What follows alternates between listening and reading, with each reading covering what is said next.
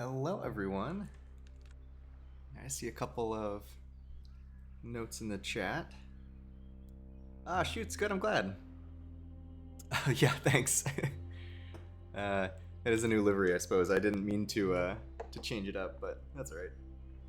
We're doing our Tuesday night social flight tonight, so I was just in the extra 3:30 LT planning out. We're doing a flight to Jordan, the Great Jordan Rift Valley, essentially between the Dead Sea. Here I can show actually on the iPad. It's a little easier than hand waving. So I try to pick different places around the world. I got a lot going on the iPad, so don't worry about it. We'll talk about that today. But we are doing a social flight along this corridor. But interestingly, we're actually going to go out here is roughly where Petra is, one of the world wonders. And so we're going to go stop by there and fly around. So anyway, a long way of saying that I was in a different plane and totally forgot to change back my livery. Oh well. All right. Well, I'm glad you're excited. I'm also excited. I think this will be a hoot.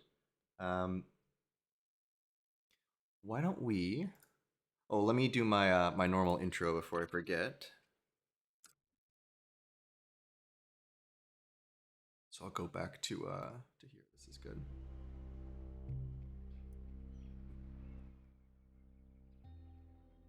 Hey.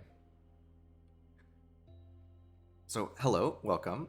This is a series of lessons going through all of the topics of the private pilot syllabus. This is what you would be learning if you started from no knowledge of flying all the way through your private pilot, sort of an initial first pilot license that would let you fly anywhere you want in the country. We are at lesson 13, so we've had 12 lessons before this, and although the lessons do build on each other, I'll try to be cognizant of folks joining for just a periodic lesson here or there. So whatever you are able to hop in for, hopefully you'll pick up a couple of things that are useful, either in your sim flying or in your own flying if you're a pilot in real life. I went off script and now I'm totally lost. It's funny how that happens. Okay, so my name is Jules, so I'm a real life CFI, but these learning to fly is something that's best done one-on-one with your own instructor. So I'm excited to present some of these topics, and hopefully there's some things that you can pick up. But if you want to go and learn to fly, and I hope you do, the best thing to do is to go to your local airport and either find a CFI or a flying school or a flying club and do a demo flight. And so then you can go up and try out the controls and see if it's something that you're interested in. All right. There are older videos on YouTube, so if you want to watch the past lessons, you can see some of them are on Twitch, and then the ones before that are all on YouTube. Oh, and I can post that link. Discord. So that's the Discord, and that's the YouTube link. The Discord is a great place to ask questions if you're watching this after the fact and you have anything come up. So during the live stream, of course, you're welcome to ask questions in the chat, and I'll respond there. But if you have anything after the fact you want to ask about, Discord is a great way to do it. Or if you just want to talk about flying or give feedback or anything like that. Speaking of feedback, if anything is bothering you during the flight, or if there's anything that isn't working super well, do let me know. I've been trying to get the audio balances to work better. I think most of the bugs have been worked out. He says, now jinxing himself, but yeah, let me know if anything ever comes across poorly, and I can try and fix it, either at the time or at least for the next lesson. One thing before I forget, I do have another interview at a flying school nearby where I am, which is sort of exciting in its own way. And so I will be gone on Thursday doing that interview. So we originally had a flight scheduled for Thursday. I just got this now second round interview scheduled on the for Thursday, so I'm gonna change some of the lessons around a little bit. That also means that we'll finish up the pre-solo lesson series at the beginning of next week, which is great. So you'll see me, I'll update that in the Twitch calendar. I'll also update that on the Microsoft events, the Microsoft Flight Simulator events forum calendar, so everything hopefully is pretty clear. But yeah, we won't have a flight on Thursday.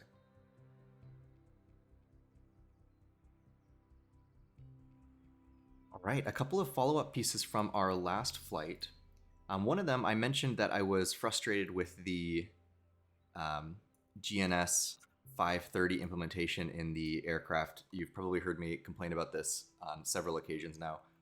It turns out that there's actually a really good mod that improves both of these. So this is from Working Title. I just posted the link in here if you want to see it, but you can get it in the Sim Marketplace, so right in the game. And I have been playing with it a little bit and much prefer it to the original implementation. So I'll be using that today and almost certainly going forward, especially as we start to do a little bit more cross-country flying or going a little bit further away. This is going to be something that's really helpful to have an accurate GNS unit. So highly recommend that. In fact, I will make a note to add that to my list of mods, which I haven't done really recently, but if you type add-ons as a command, it'll also tell you the add-ons that I'm using.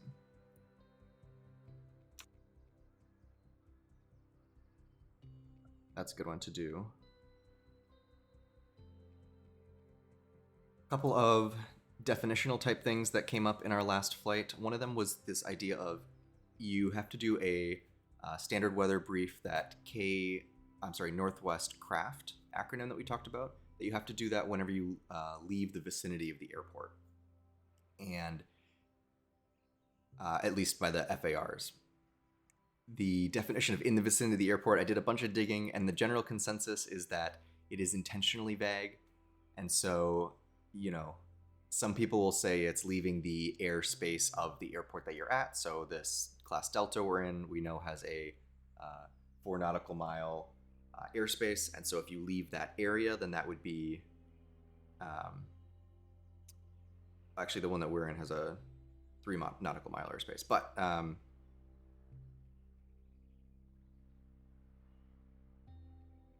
anyway, so the is that true? Interesting.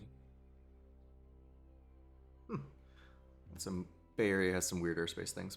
Okay, so but anyway, so you could say that it's leaving the airspace of the airport that you're flying around. That's maybe out of the vicinity. My definition for it, what I consider out of the vicinity, is anytime I'm leaving the traffic pattern. And because the Palo Alto traffic pattern has a habit of getting pretty full, and I might need to fly over to San Carlos, I get a standard weather briefing every time I go flying. To be honest, I would strongly encourage you as well to get a standard briefing every time you go flying. You want to know all the information that's in it. It doesn't take that long to get and to process through, especially when you get good at it. I know the first couple times are kind of slow and painful, but it's a muscle that you build, and then you can go much quicker through it. And really, there's no reason that you would skip over kind of vital information for your flight. So my recommendation would be get a standard brief every time you go flying. The FARs say in the vicinity. So One thing that I'll mention though, that same FAR has that clause about you need to be aware of all relevant information to the flight, or some wording like that. And so if you didn't do that and then something important came up, then there you go. There's a story from a pilot podcaster I really like about actually at Palo Alto, when he was early in his flying career, and he was just going to do traffic pattern. And so he was like, oh, I don't need this standard brief and I'll do that. And so he got out, they started the airplane, they called up ground and said, hey, we'd like to taxi for pattern work or whatever. I don't know if they said pattern work, but they said we want a taxi for whatever they're going to do. And the tower said, I'm sure you're aware of this, but the airport is NOTAMed as closed today, so there's no traffic. There's no taking off from the runway today. And they were like, oh yes, yeah, that's right. We just want to taxi around actually on the ground if that's okay. So anyway, just a little illustration of why you want to check the information about what's going on at the airport and the airspace. We talked about the terminal area forecast. We're gonna do a pre-flight or weather briefing today, so we'll talk about actually getting the TAF from San Jose and from San Francisco, and the area the TAF applies to, that forecast of 24 hours or 30 hours into the future, is 5 statute miles radius around the airport. And then the last one, there was that that thing I was calling a measurement straw. Schutz said that it's called a fuel thief, which sounds also correct from what I was seeing. Apparently around the airport, they'll often just call it a fuel gauge. So that kind of makes sense. But it's that like kind of a straw thing used to measure the fuel. All right, and last but not least, we said we'd do a weather report and forecast today. So we're actually going to do a full flight out to another airport today. And so we'll do the whole bit from beginning to end about how to do the pre-flight planning for that flight, looking through the weather, sort of touching on all the topics that we talked about yesterday, as well as some of the non-towered airport operations we'll talk about today. So that is coming here soon. Any questions before we dive in?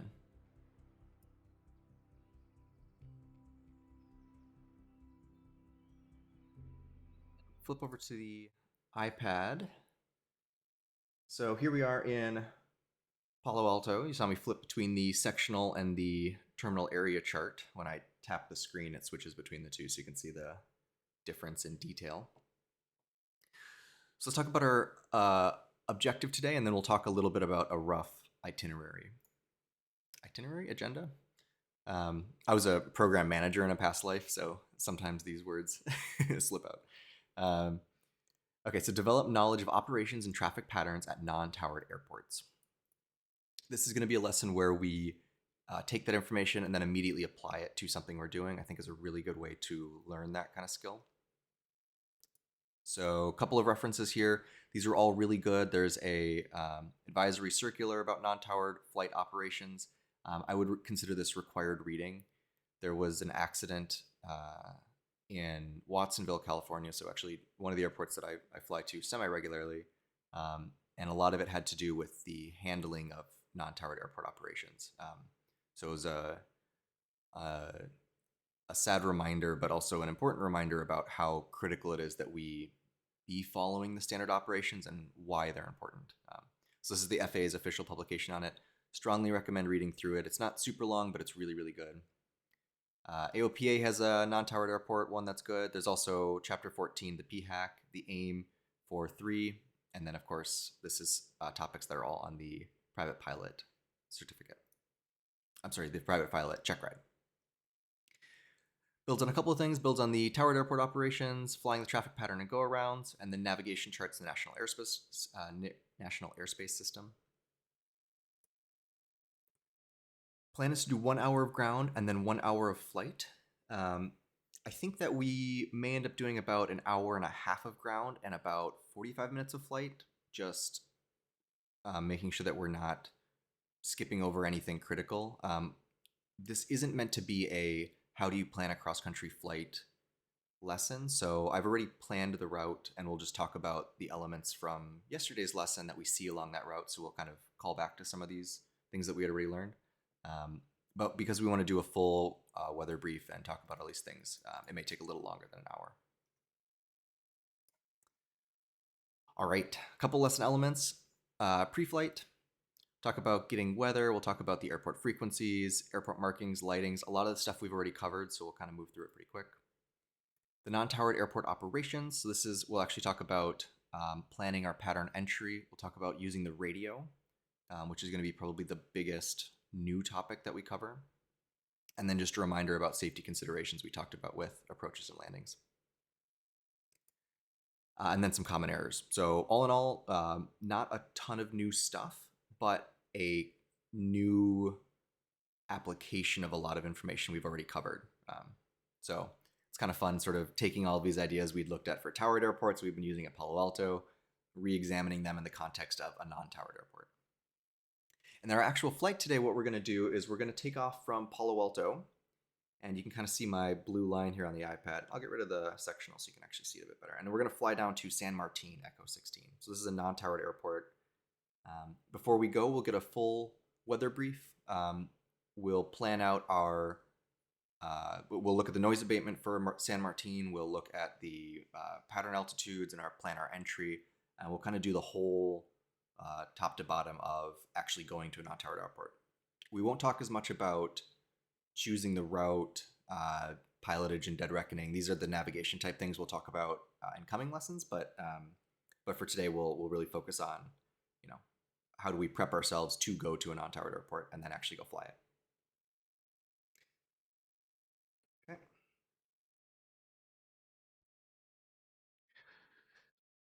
So let's dive in. So pre-flight, there's a couple of sources of information about the airport and data. There's chart supplements you can get. Let me pull in here. So before you go fly to a new airport, you want to make sure that you understand everything about that airport, so that you don't have any surprises and so that you're following their standard procedures. You're not confusing any of the local pilots. So there's a couple sources you can look at. Chart supplements is one really good one. We've looked at these before. Let's go pull up San Martin actually. So make this full screen. So here we are at San Martin. If we go in here, they have that same chart supplement as every airport has.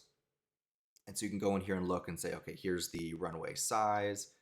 You can look at the latitude, longitude, what kind of services are available, if there's going to be some sort of glide slope, which we'll talk about these two in just a second. Other airport remarks you need to know, things like parachute jump activity, noise abatement things. So this is a really good, I would say, required reading source before you go out, because you want to understand exactly what you're looking at through the airport. They also have a diagram of what the airport looks like. So when we go and fly there, we'll see this, but this is really helpful, especially as we're trying to identify the airport from the sky, because we can say, okay, well, we know that there's going to be this cluster of buildings. There isn't really anything else around here. There's a highway right here, so we kind of know what to see. I have EFB on here. That's the electronic flight bag. So that's just saying that there's other information in ForeFlight itself or whatever app you're using on a tablet if you're using one. And there's a ton of really good information in here. So this will have like runway information, things that you could pull out of the chart supplement, but sort of presented in maybe a cleaner way. So if you notice at the top, there's all these latest weather, elevation, pattern altitude, fuel, tons and tons of really good stuff. Traffic pattern altitude, I want to call out specifically the standard traffic pattern altitude. So this is the height above the airport elevation that we fly the traffic pattern at, is standard of 1,000 feet for a light aircraft like we are. The reason that's important is because you should know kind of what the normal pattern altitude is. However, you do want to confirm that the pattern altitude at that airport is actually 1,000 feet. So the standard is 1,000. And sure enough, at San Martin, if you look up at the top, it has that pattern altitude 1,284 feet, which is 1,000 feet above. If we go in the chart supplement, should be on.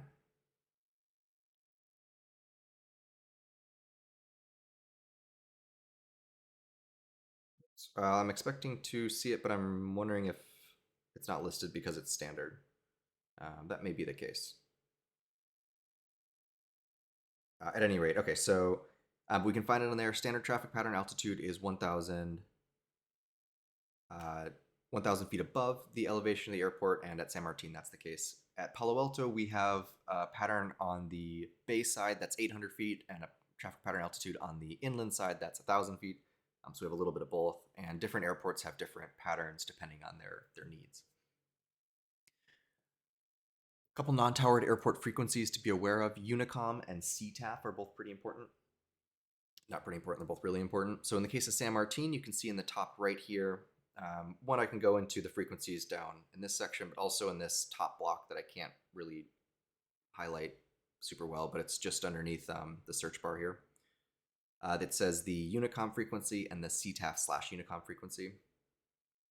So we can also see that there. Unicom is for air-to-ground communication, and it's for if you need services on the ground, maybe fuel at Palo Alto would be what you use a Unicom for, or if there's maybe someone on the ground that would be able to give you information about where to taxi for certain services or things like that. This is non-government air-to-ground. It's not ATC, it's just someone on the ground.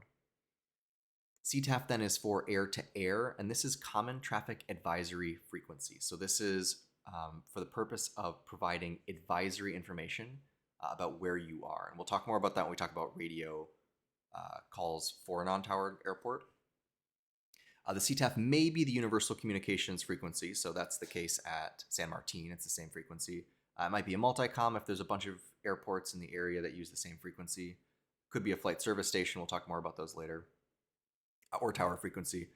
The big thing to know is that you can find the information on the sectional chart or in the EF, or in your electronic flight bag, your EFB.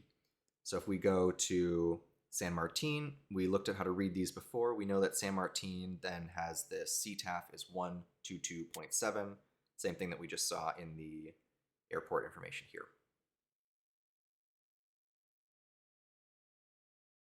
Going to clear this. I'm also going to switch to purple because I find that stands out a little better.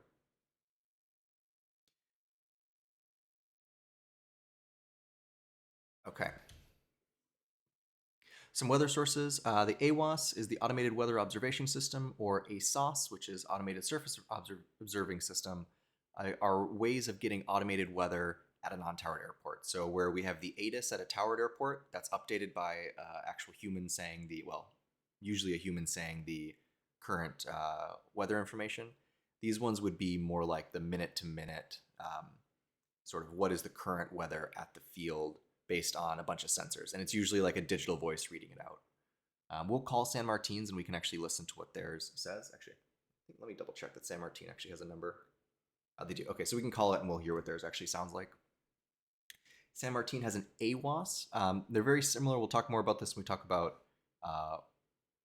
kind of navigation and weather sources, but these two are pretty similar. You can also use that 1-800 weather brief that we talked about last flight. That's how we'll do our weather brief today. And then you can also you can call 1-800 weather brief if you want that telephone, but you can also go onto the airport's website or call the airport if you want to talk to someone who's actually on the field. Depending on the airport and depending on how they're staffed, there may be someone who is literally right there with a window that can tell you, this is what I'm seeing. Especially when I used to go fly in Wisconsin, we'd have morning fog and that kind of thing. It would show up on the AWOS or ASOS, but it was kind of hard to understand how it was trending. But you could talk to someone in the airport and they would be able to give you a pretty good local's perspective on what's happening.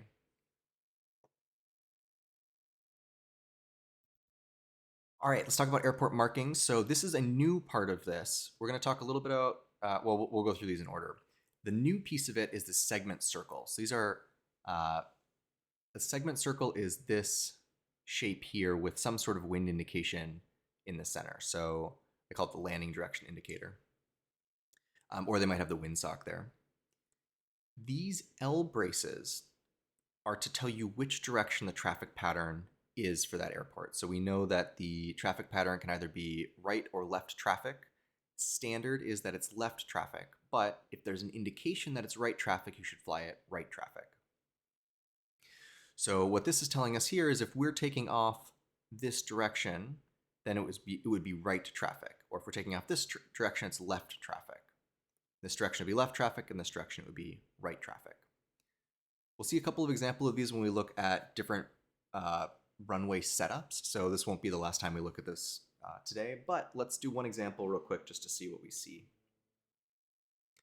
So if we go into San Martin, one thing we already know is we know how to read the sectional here. It says that we have a right pattern for runway 32. So we already know that that means that the runway 16 pattern, the runway 16 pattern is left traffic because it's not listed, and because what 32 is listed, then that means that's right traffic. So both of our runway pattern, or both of our patterns, are going to be on this side of the airport. If we go in and let's say that we are overflying the airport and actually looking at it from the sky, I think this is going to show up. Yep. So there we go. So you can actually see on the ground here, there's that segment circle. And you can see, it's not super clear, but when we get in the sim, it should be more clear. You can actually see those L braces right there. And so that's telling you that exact same information. It's saying that 3-2, this direction, is right traffic. And 1-6, this direction is left traffic. So I'll clear that so you can see those again. So there's that segment circle.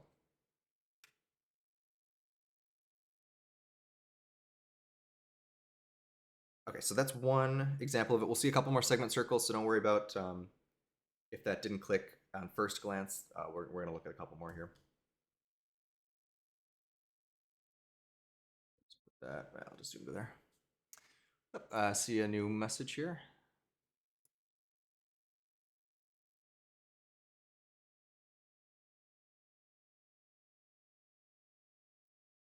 Great questions, Shoots. Yep. And a really good observation about Hayward. Yeah. So because it's a really boggy area, you can get this sort of morning radiation fog that comes in. That fog, if it doesn't get super thick, tends to burn off pretty quickly. Yeah. So depending on the day, it'll change really fast. Where that specific airport is sort of this.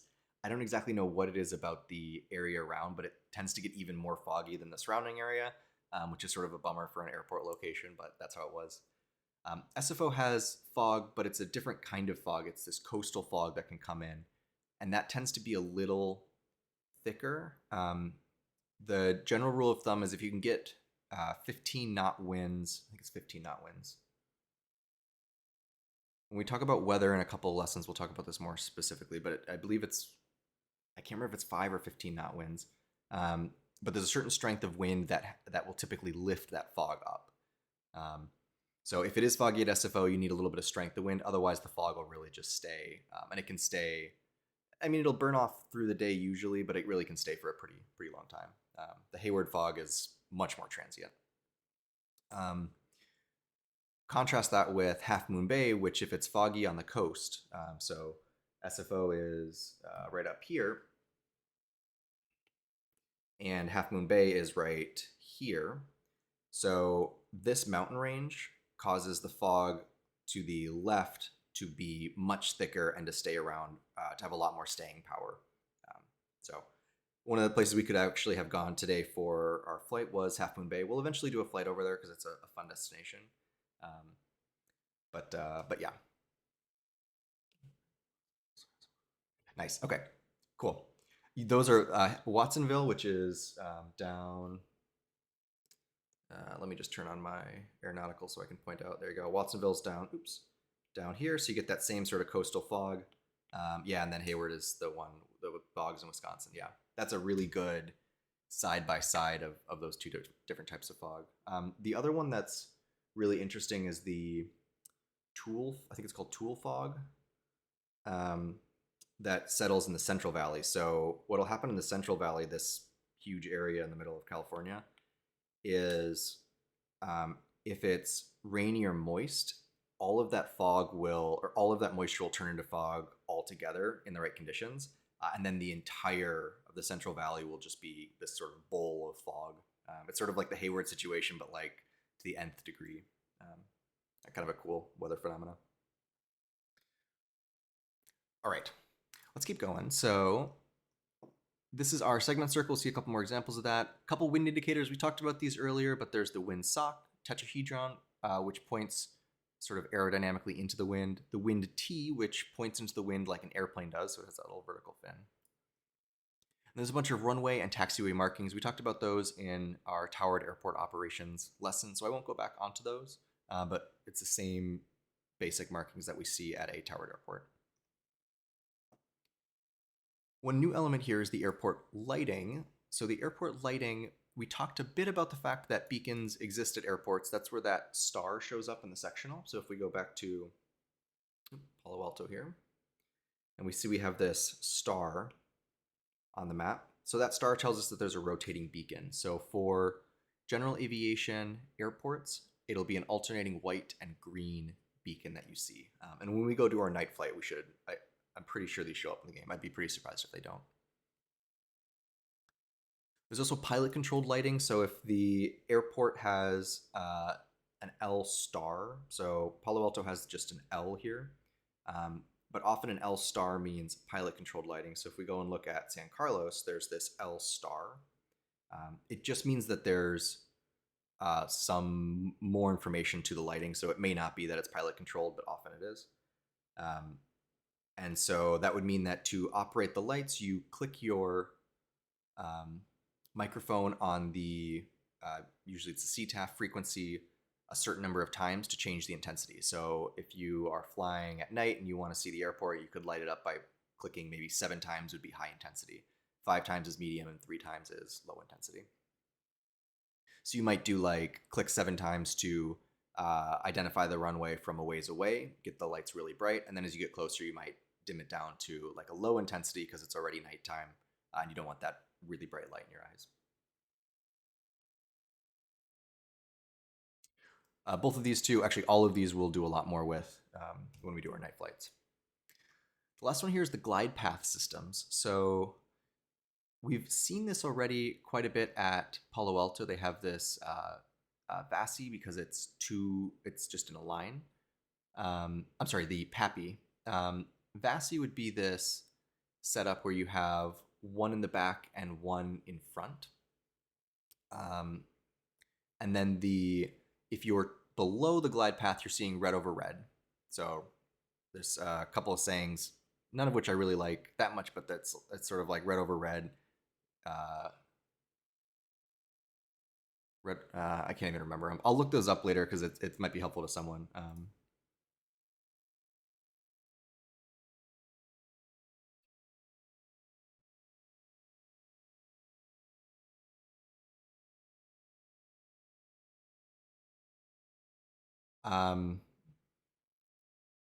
At any rate, though, but if you see white and white, then that means you're above the glide path. If you're on the glide path, you see the far bar is red and the near bar is white, so that means you're descending at the correct angle.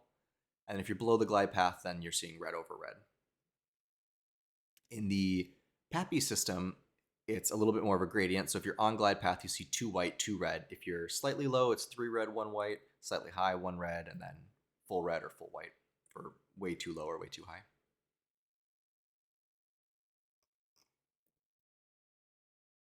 All right, so there's our airport lighting, some other things that we're going to see. We're going to go and do our pre-flight for this whole flight. So we'll talk about all of these different elements and what we're expecting for San Martin.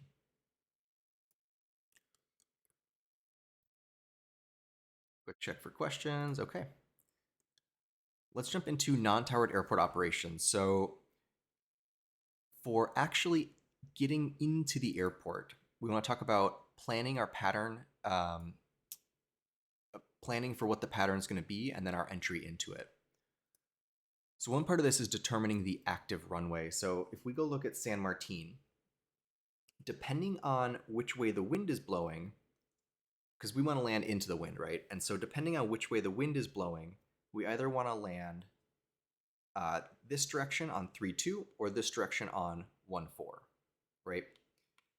And so we need to know a couple of things. One is we need to know what the wind is currently at the field, because that'll give us an indication of which direction we're probably going to be landing. We also want to know if the wind's likely to change, so if we're expecting any kind of wind shifts during our flight.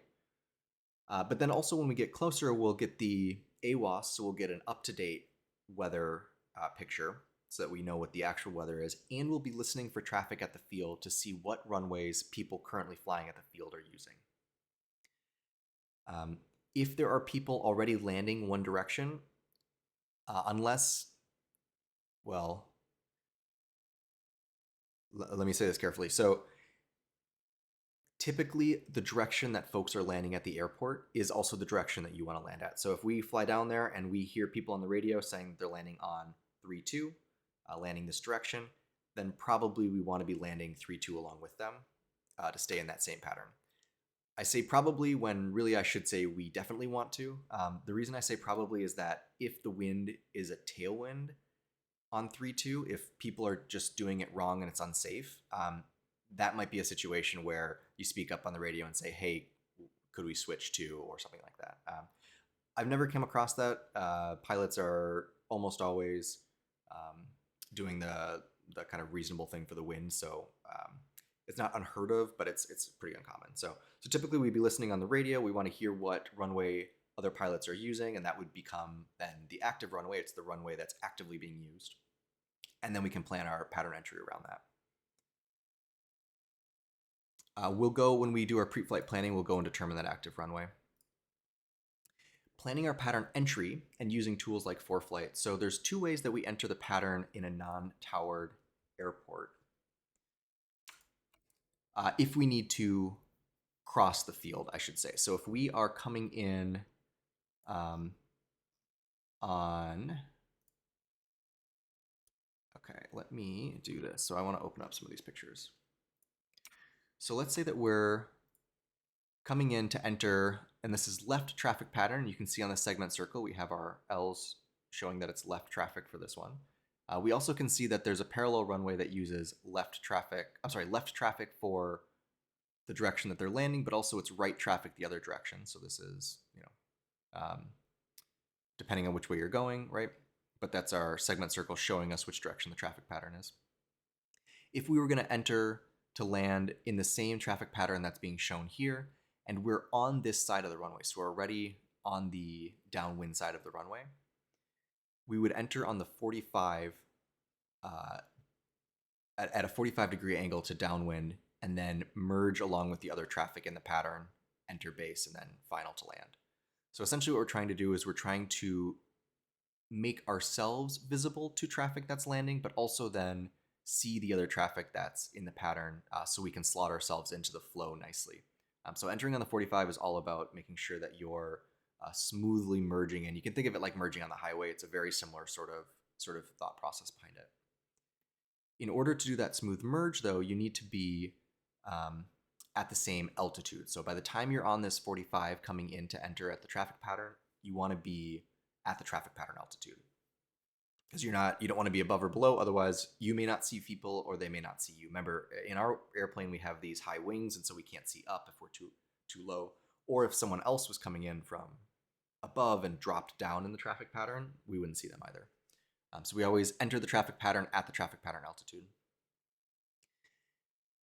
If we are entering on the side of if we're entering from the direction where the downwind is, then we can just enter right on this 45 and keep going. We'll talk a little bit about the regulations around this. Technically, you can enter directly onto a downwind, you could enter directly onto base, or even do a straight in directly to final. Regulations-wise, that's allowed as long as you're making left turns, we'll talk about. Then you're allowed to do that.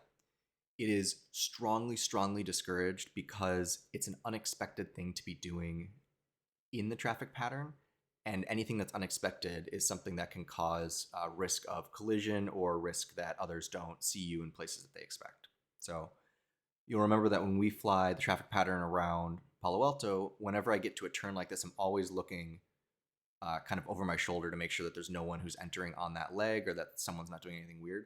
It's a very defensive sort of approach to flying, but I do it for that see and avoid sort of extra safety. But the thing we want to be doing is entering on the 45, so it's consistent. We have a nice view of both the downwind, the base, and final. We can see where all the other traffic is, and they can see us. Okay, but let's say that you're coming from the other side of the runway. So you're currently flying down here and you need to cross the runway somehow.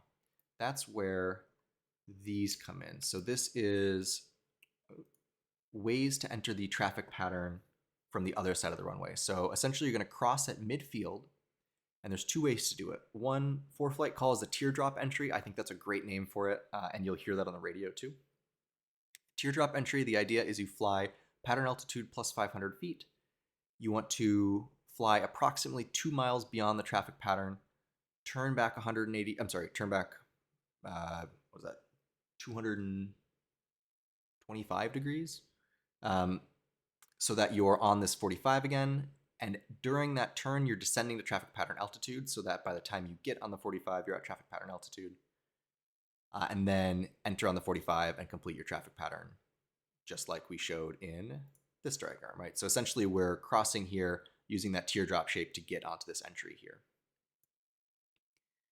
You can also do this alternate field entry where you cross at pattern altitude and then turn directly to the downwind. In this case, you cross at pattern altitude, so you're not crossing 500 feet above it like in this case, because you're going to turn directly onto it. Depending on the airport, depending on the airport norms is one thing, but also then if there's noise abatement or depending also what's going with other traffic, it may be safer to do this alternate midfield entry, or it may be that there's not enough traffic around to really warrant the additional long turnaround to the 45. So, I mean, this takes, a minute or two, so it's not that big a deal. But there are certain airports where, like if there's mountains over to the right here, it may be good just to turn directly to downwind. Okay, so we talked about the entry on the 45, and then we fly our traffic pattern. We'll do this cross midfield if we need to, or we'll do a direct entry. For our practice, we will maneuver to enter on the 45 as we're getting initially started here. This is the FAA's preferred way, especially when you go for your check ride, that's the preferred way. And it does add safety to your flight, so it's a nice thing to be in the habit of. Okay. So I mentioned that a straight-in approach is not necessarily illegal. It's only against the regulations if you're turning opposite the traffic pattern altitude when flying VFR. So if you, what's a good example of how this might happen?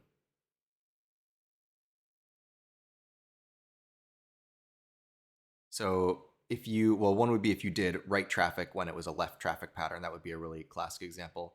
I know I read a story at some point, and I can't remember the exact details of it, but it was something like an airplane coming in on base, and then they like turned around on base or something. And then the FAA's ruling on it was you didn't follow left turns, you made a right turn to enter and then came through. At any rate, it's important to be using the same pattern that everyone else is using because that's what everyone's expecting. And so if nothing else for safety, but also in the FARs, you can't be turning left. You must be turning left if it's left traffic or right if it's right traffic while you're in the pattern. So that's FAR 126, if you want to look it up. Standard traffic patterns to the left, we talked about this before, unless the chart indicates otherwise. Right pattern indication on there. If we have parallel runways, which we don't at San Martin, but we will fly to airports that do, you'll see on the segment circle here that they have the traffic pattern showing that it goes away from the opposite runway in both directions. So it sort of makes sense. That's what you'd expect. Another good example of a segment circle showing that kind of information. And so the way that this works essentially is that there's this no transgression zone which you're not supposed to cross as an airport operating on one of the two different runways. So you're entering on 145 entry to the downwind, turning base final, and when you're departing then, you're departing away from the other runway.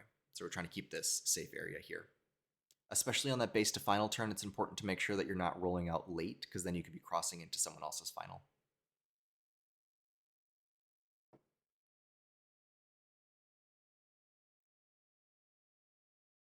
The last thing to mention here is departing the traffic pattern. Oh, this is this is the one that I was thinking of with people getting in trouble with left turns. So in the traffic pattern, we have to, if it's a left traffic pattern, we have to be making left turns. And so when you depart, you essentially have three options, well, more or less three options for leaving the traffic pattern. So the two most common and kind of suggested ones are the straight out departure. So if you depart and just climb straight out, then you can continue climbing away and just leave the traffic pattern. You can also depart on a 45, so that would be departing off like this, and that's also just fine for departure. Sometimes you'll depart on certain legs, so you may say, I'll depart on the crosswind or I'll depart on the downwind. So you fly the crosswind and then just climb out from the crosswind, essentially. With these ones, you do want to be careful if there are airplanes coming in, just to be cognizant of how you're departing the traffic pattern. That's why these two, the straight out or the 45, are the recommended. They get you clear of all the other traffic. But depending on the airport, you may need to leave on the crosswind or the downwind.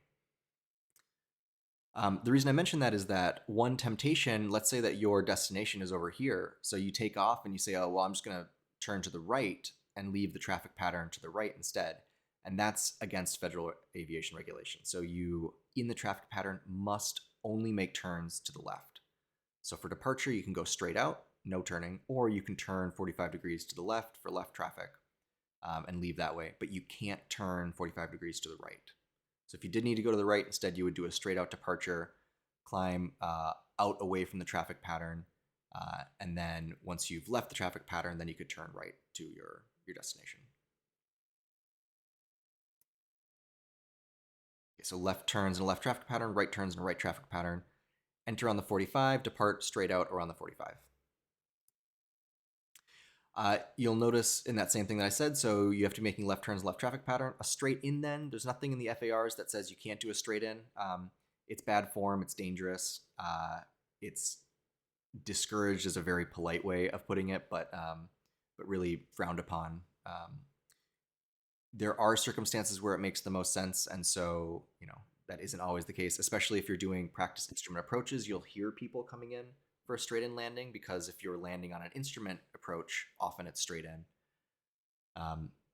So it's something you do see at non-towered airports, and you as a pilot may actually do at non-towered airports, but especially for where we are in VFR flight, plan to enter on the 45 and fly clean patterns.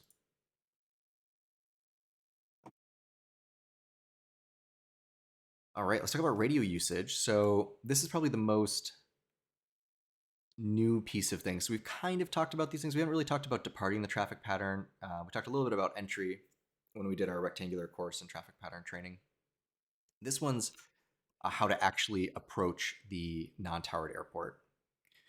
So these are example radio calls for arrival and departure at a non-towered airport. The exact calls will vary depending on the circumstances, but each call should include your location, altitude, and then what you're going to do next. One tip, if things get confusing or non-standard, it's okay to be conversational. So we should be using our good, I'm totally blanking on the word. Radio etiquette is one word for it, but there is a specific vocab word. Let me make sure I have that for tomorrow.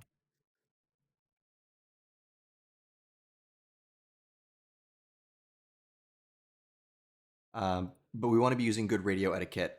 So if you can't, or things get unusual, you can make it conversational. Just make sure your intentions are clear and keep the calls concise. But it's better to use the standard phraseology. That's the phrase I was looking for. Standard phraseology. Okay. Because you want to use standard phraseology on the radio whenever you can. These are all self-announce radio calls. So where you're going to say where you are and what you're doing. So you don't want to say things like, any traffic in the area, please advise. That's poor form. It's in the AIM as something that's bad to do because it's essentially useless. And if you go and read online about it, you'll get a lot of input about why it's a bad idea. And yet you still hear it sometimes. I think some pilots are trained that that's the best way to learn about traffic in the area. Instead, what you should be doing is when you're more than 10 miles away from the airport, you tune into the radio and just listen to hear who's in the traffic pattern. So anyone who has a radio that's at the airport is going to be talking on the radio. And so while you're flying in, you'll gather a picture of who's all there. Saying any traffic in the area, first of all, who knows who's going to respond in what order, so it's probably going to be garbled. And even if it's not garbled, you're not getting any more information than you would have from just listening, and you're clogging up the radio. So sort of like a lot of reasons not to do it and no real reasons to do it. Okay, so what calls are we going to make? First call is a kind of an awareness call. So 10 miles out from the airport, just saying that you're inbound for landing. So Watsonville, speaking of Watsonville, So if we were coming into Watsonville traffic, or the Watsonville airport, we'd say Watsonville traffic, Cessna Tango India Sierra, 10 miles northeast, so our location, 3,000 feet inbound for landing. What we're going to do, Watsonville. This is a very short call. This is just to make other traffic that is at Watsonville Airport aware of what we're doing. A couple of things to call out that you'll see in the rest of these calls. One is I'm only using the last three letters of my identifier. So normally when we call up ATC, not normally, whenever we first call up ATC, we always use our full call sign. So it would be Alpha Lima Tango India Sierra, the 5 letters that I have on the airplane. 5 letters are numbers. For non-towered airports, we're just trying to convey enough information that other pilots can keep track of which aircraft is talking. And so 3 letters is just fine. If you found out that someone else in the traffic pattern had the same 3 letters, you may use your full call sign just to clear up any confusion. But really, they just want to know, there's an airplane that's coming in. It's a Cessna, so you might even say Skyhawk. That gives them an indication of how fast the aircraft is. 10 miles to the northeast, so your location in 3D space, so 3,000 feet, inbound for landing. And then you finish by saying the traffic location again. And that's so that if someone heard you on the CTAF but wasn't sure what airport you were talking about, they could catch it at the end again. This is really common actually in Hayward, speaking of Wisconsin, where a lot of the airports will be on the same CTAF frequency. And so you can actually hear each other over pretty far distances. So when you're flying out of Hayward, Wisconsin, you'll hear Lake Elmo traffic on the same frequency. And so you're listening for that initial call of what traffic is being referred to, but then also at the end, you have a second chance to hear it. So when we go to San Martin, we'll say San Martin traffic, Cessna Tango India Sierra, 10 miles, probably north, 3,000 feet, probably 3,500 feet, inbound for landing, San Martin. Again, all you want to know is, or all you want to tell them at this point, 10 miles out, is I'm coming in, I'm here, I exist. That's pretty much it. An intention call, so 5 miles out when you're closer in, and when you have determined what runway other traffic are using, so now you know the active runway. You're going to say Watsonville traffic, Cessna Tango India Sierra, 5 miles northeast, 3,000 feet, will overfly the airport and enter left 45 runway 20 Watsonville. So in addition to the normal information, who we are, where we are, we're going to tell them specifically how we're going to enter the traffic pattern so other aircraft know what we're about to do. Crossing overhead, so if you, depending on how you're entering the traffic pattern, if you are crossing overhead, you'd make a call as you cross. You'd say Watsonville traffic, Cessna Tango India Sierra, overhead at 2,200 feet, teardrop to enter, left 45 runway 20 Watsonville. So that's saying I'm overhead the airport, I'm at this altitude, location. I'm going to do this teardrop entry to enter on the left 45 for runway 20, and then again the traffic we finish with. You may also say like turning downwind instead of teardrop if you're going to do this direct entry instead. But teardrop is, again, the preferred entry. Okay, so let's talk about actually flying the pattern. So when we're entering on the 45, for the teardrop, after you fly outbound for 2 miles and descend to the pattern altitude, then you're going to get on the 45. You say Watsonville traffic, Cessna Tango India Sierra, left 45, runway 20 Watsonville. So at this point, we no longer say our altitude because we are on a portion of the traffic pattern, and so it's assumed that we're at traffic pattern altitude. So we just say who we are. We're on the left 45 runway 20 for Watsonville, and that tells everyone that we're on that 45 for left traffic, runway 2, and then what runway we're using for reference point.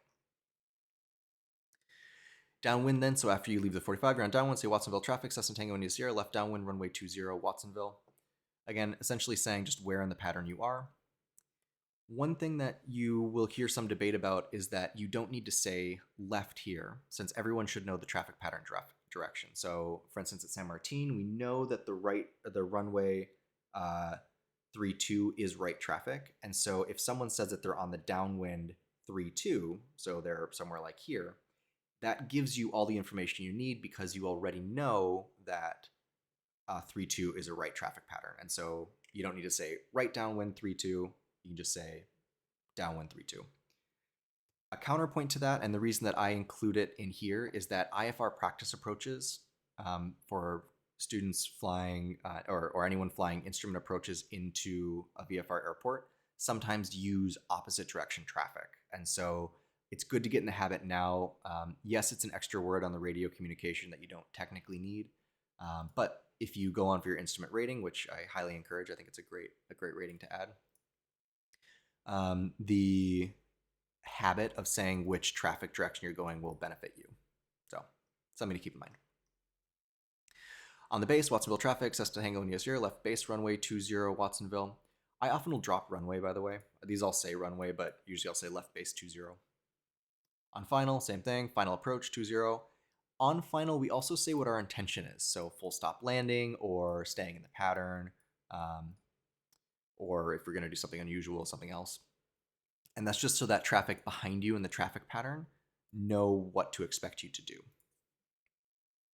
After landing, you say Watsonville traffic, Cessna Tango India Sierra, exiting runway 20 at Delta, transient parking, taxiing transient parking, Watsonville. So essentially saying after you've left the runway, saying that the runway is now clear, you can say where you exited if you know the taxiway. Usually the other pilots in the pattern won't know the taxiway, so it may not matter, but sometimes it's helpful to call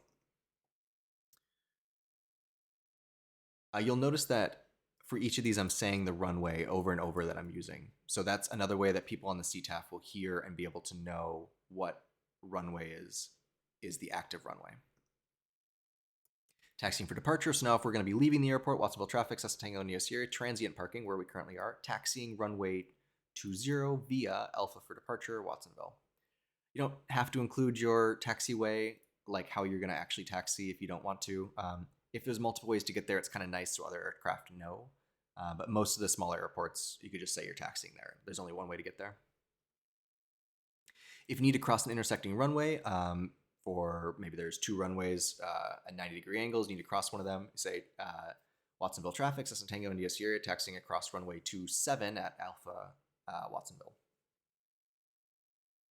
Before taking off, you'll clear the traffic pattern visually, and you'd be listening on the radio to make sure no one else is coming in.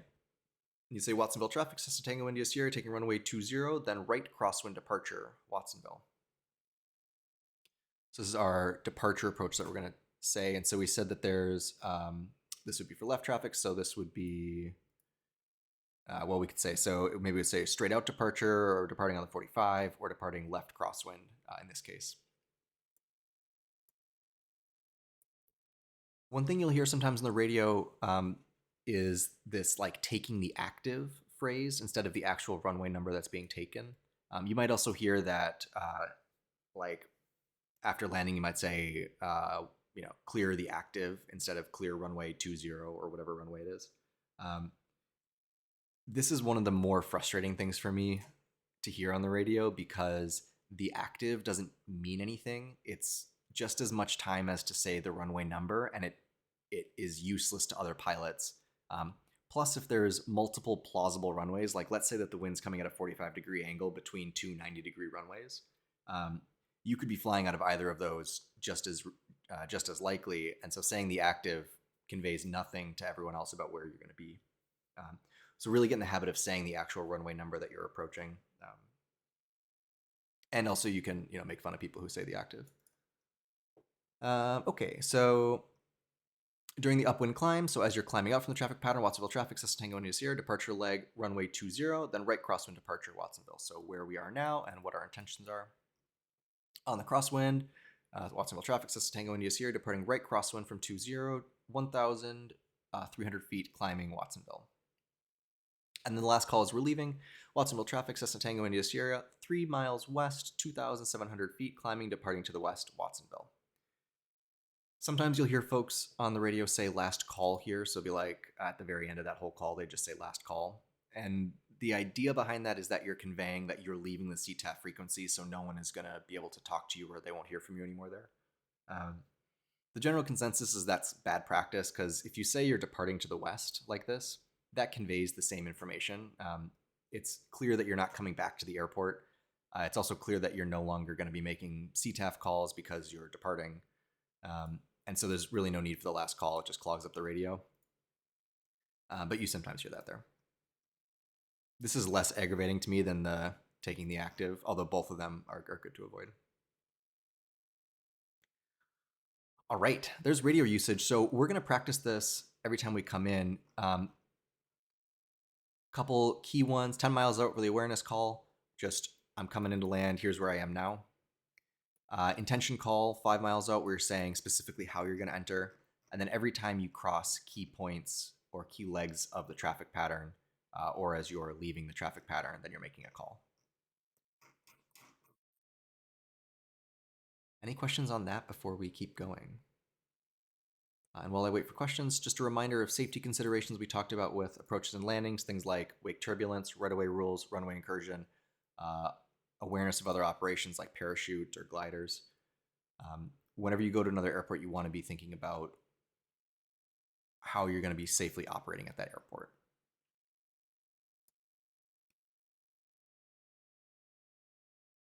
All right, reading the message.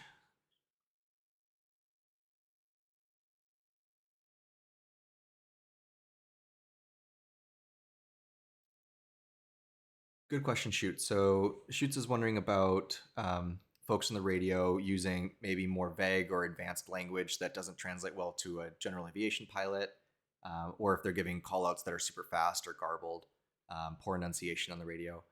I think that is a problem. Fortunately, you don't hear a ton of it in the Bay Area. I think people on the radio around the Bay, because it's such a busy airspace, they're usually pretty professional. And that is the expectation for all of us as pilots, is that we're professional on the radio. When I was in more rural areas, you're more likely to hear conversational things is a big one, just like kind of not standard phraseology, but just sort of like roughly saying what's going on. Very fast and garbled. It sort of goes back to the idea of, if you're going to be communicating information on the radio, then you should be communicating in a way that it can actually be understood. So Shoots, for what you're asking, I would say both of those two sound like potential problems to me. It depends a little bit on the circumstance, but a really good example of where you sometimes see this is if I say, so I'm an instrument rated pilot, and so when I go out and do my practice instrument approaches, I could say something like, San Martin traffic, Cessna Tango India Sierra 3500 practice RNAV 31 San Martin. And it's like, yeah, I did technically communicate to you who I am and what I'm doing. I didn't say how far I was, so I left off part of that communication. But saying practice RNAV 31 is a more advanced piece of pilot information that a general aviation, like a private pilot, may not understand. And so instead, it's better to say something like practice RNAV 31 straight in runway 31 or something like that. And so you're essentially saying, you can say the more advanced piece of information if you want, but then make sure that it's the relevant part is clear. So an RNAV 31 would be an approach that would take you in for essentially a straight in landing to a 31 runway. And so to a private pilot who hasn't done any instrument study, what they want to know is, oh, they're going to do a straight in here. And then they can actually plan around that.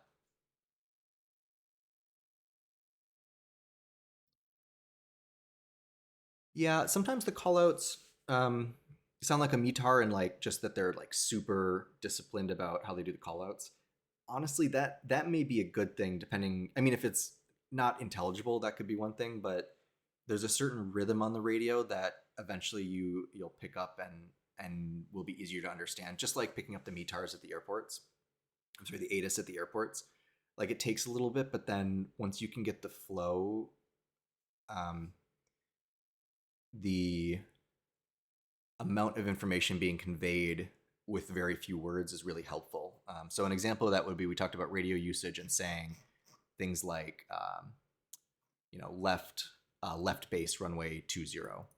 So if you heard me on the radio say Watsonville traffic, Cessna Tango India Sierra, left base 20 Watsonville, in this word I've conveyed the type of aircraft I am, and if you know a little bit about what that means, you would know roughly what speed I'm flying at. So this is sort of a useful one piece of information. This is for continuity, so they know which aircraft is calling between radio calls. Left is telling you a lot about the specific way that you're flying the traffic pattern. Base is the leg of the traffic pattern. 20 then tells you which runway I'm going to, but also tells you what base I'm referring to around the traffic pattern.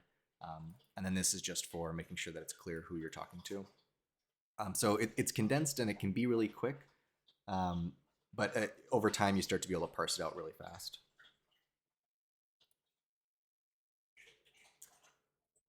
Shoots is asking, is it okay to ask another pilot to repeat if you don't understand what they said and you are generally in the area of operation?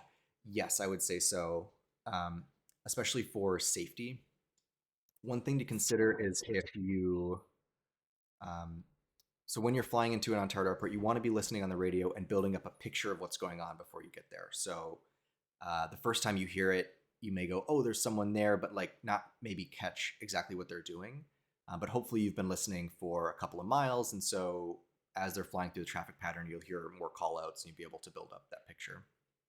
Um, if you're coming into the area and you still don't quite know where they are, you haven't got them in sight, um, you're definitely making your own self-announced calls. So they should be hearing you, and as soon as they hear you on the radio, they should be making more calls potentially. So if there's no one else around, you might hear pilots who will just do like maybe they'll make a call on crosswind and a call on base and a call on final.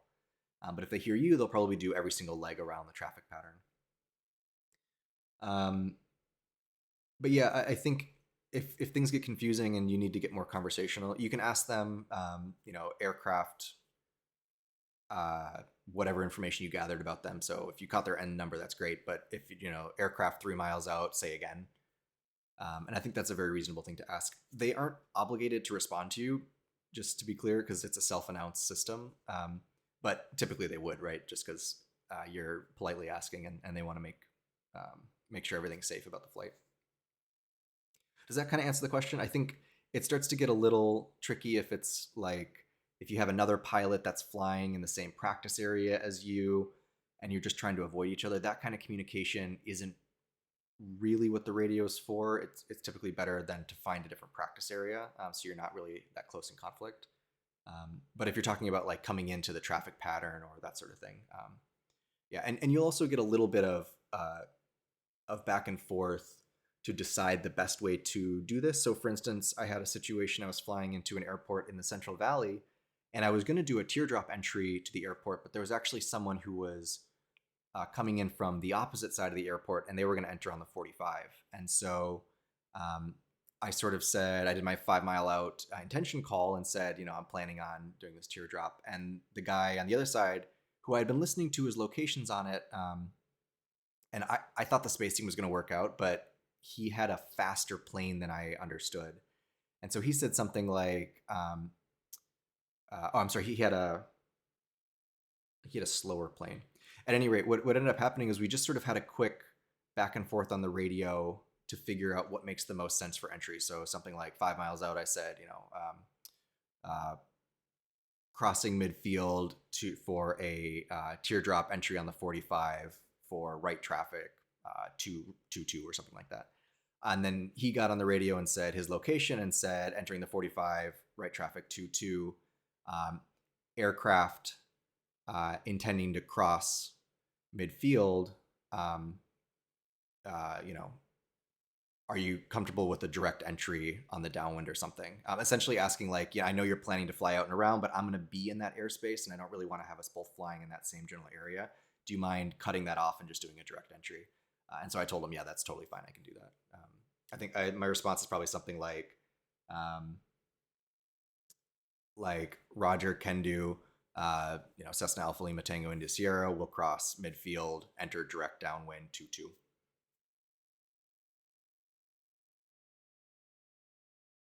Yep, shoots. I think that's a great summary. All about safety, communicating as professionally as you can, but it really is about keeping you and others safe. And so no one's going to fault you for getting conversational if you need to get to that safety aspect. And then over time, we're always practicing our phraseology and trying to stick to the official ways of saying things so that we're better communicating. But safety is the most important thing. One other thing that I just realized isn't even in this and totally needs to be is the fact that some aircraft don't have radios. So if you remember, we talked about required equipment, and in order to fly into a well, class Alpha airspace for sure, but Bravo, Charlie, Delta, you need this two-way radio communication. But if you want to fly into class Echo, you don't need a radio. And in fact, some airplanes don't have one. So part of the reason we do these pattern entries is, yes, we're going to be making radio calls, and everyone else with a radio will be making radio calls. But if an aircraft doesn't have a radio, you still need a predictable way to see them in the pattern and enter with them. And you always want to anticipate that you may have someone in the pattern with no radio. So if you haven't heard anyone for a while, that doesn't necessarily mean that you can just like blast your way through. This would be another good example of where entering directly on a downwind or a base may be a dangerous thing, because you may think there's no one else in the pattern, but actually there's someone flying around without a radio.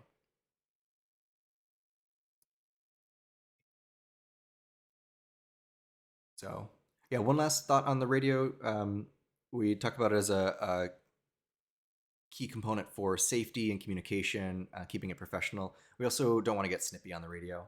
So if someone's doing something dumb, if it's unsafe, like problematically unsafe, you may nudge them a little bit to say, hey, something else. But if it's just like bad etiquette or something that is now making your life really difficult, it may be better to try and, one, if you're going to the same airport, you could talk to them on the ground, is a good thing.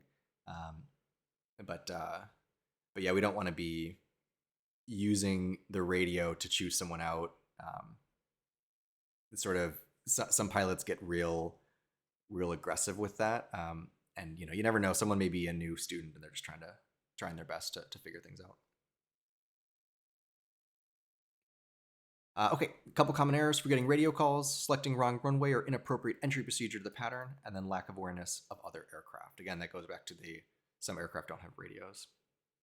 Aviate, navigate, communicate. That's right. Yep. Always comes back to that. Okay, completion standards. So you demonstrate knowledge of non-towered airport operations, including obtaining pre-flight information, airport markings, traffic pattern procedures, radio communications, and awareness of other aircraft. At the pre-solo point where we are now, this should be all information that you understand and can work with in the context of flying around the Palo Alto airport, but you won't be flying to another airport like this. In other words, we're going to be building that muscle when we do more cross-country flying. So for today, it's just about learning the basics, but then we're practicing this over many lessons. Recommended homework: chair fly entry into non-towered airports from several directions and with various winds, and practice the radio calls. This is one of the, I almost made it required homework, but put it under recommended in the end, because I think getting those radio calls down and not having to think about it, just making it automatic, is really important. And just practicing, chair flying it is a really good way to do that. All right, 12:12. So our flight today is, it's about a half an hour long flight, and we have potentially about a half an hour of pre-flight yet that we want to do, because we're going to kind of go through in slow motion and look at a lot of these things. So I think we're still going to finish about 1:15-ish. That's the tentative plan, but yeah, quick check-in on time. So let's dive in. So first, we're going to talk about the flight path. We'll look at some of the airspaces we're dealing with, call back to a couple of things we talked about yesterday. Then we'll do our pre-flight standard weather brief, get all the weather, and then we'll start looking into the airport itself, make sure that we know everything for Northwest Craft, have everything there in good shape. And then once we feel good about our plan, then we'll go up and actually fly it. We'll make our radio calls as appropriate, and then enter the traffic pattern. So it should be really good. For us, we have the luxury of just parking the plane at San Martin and calling it a day, so we won't actually fly back. On a real lesson, of course, we then have the return trip, which is another practice into entering the class Delta airspace. So still valuable. So let me just show the overview of the route that I planned here today. It essentially takes us from Palo Alto, and then we go to the east to avoid the class Charlie here. We don't necessarily need to fly all the way to this waypoint, but that's sort of just the reference we'll plug into the GPS. It's important though, because we want to make sure that we're staying on this side of 680. So this is our edge of the class Charlie there. We'll go above Reed Hillview's airspace here, and then we're going to go to San Martin. We'll talk about entering the pattern at San Martin in just a moment. Let's pull up the sectional now and actually look at some of the things that we're seeing. I'm going to turn off TFRs and NOTAMs. I'll leave those ones on, it's fine. Okay, so we're on our sectional because we have, it turns out that San Martin's a really nice airport for a flight like this because it's on the sectional. So remember, the sectional is not as large an area as the terminal area chart. The TAC is not as large a map as the sectional, but San Martin happens to be on it. So we can use the TAC for the entire flight. We'll be departing from Palo Alto up to this intersection VP BDX. I picked a VP point because we can plug that in the GPS and have that for an additional reference point. Today we'll be flying by pilotage, which means using the references to items on the ground to determine where we are on our sectional or our TAC and then fly along that path. The focus today is not about cross-country navigation, it's about non-towered airport operations, so don't worry about that too much. That's something that I'll take point on making sure that we're going the right ways. Let's look a little bit at the airspace here. So we have quite a bit going on. I like to see this in the for-flight view because I think it's cleaner, and we'll go back to the other one. So one is that we have the Delta airspace for Palo Alto, this little wedge shape here. And to the right side, it goes up to 1,499. On the left side, it goes up to 2,000. And that is because we have this overlying Charlie here that goes up to 1,500. So sure enough, if we go back and look at our sectional, we can see there's that negative 15, meaning it goes 1,499. And this one goes all the way up and including 2,000. So we're going to start out in class Delta airspace. We know that that means that we need to have established two-way radio communication before we're flying in that airspace. We're in the mode C veil, so we need our transponder on when we're flying around. But otherwise, we have our minimum cloud requirements. It's a clear day today, so we're in real good shape for clouds, but we'd also be cognizant of that. We're going to be flying towards the Charlie shelf, or I'm sorry, the Bravo shelves. So there's a 3,000-foot Bravo shelf in here, 2,000-foot Bravo shelf over here. And so as we're climbing out, we need to make sure that we're staying below the Bravo shelf. Clear this off. And so we'll do that by staying below 3,000 in this section. I think I might have said this wrong, but below 3,000 in this section. So we'll fly over here at about 2,500. Once we get beyond that shelf here, we'll do most of our flight at 3,500. And so if you remember yesterday, we talked about altitudes for cruising VFR. Our direction of flight today is going to be magnetic course of 61 degrees. So that's between 0 and 179, so to the east. And remember, folks in the east are odd, and so odd plus 500.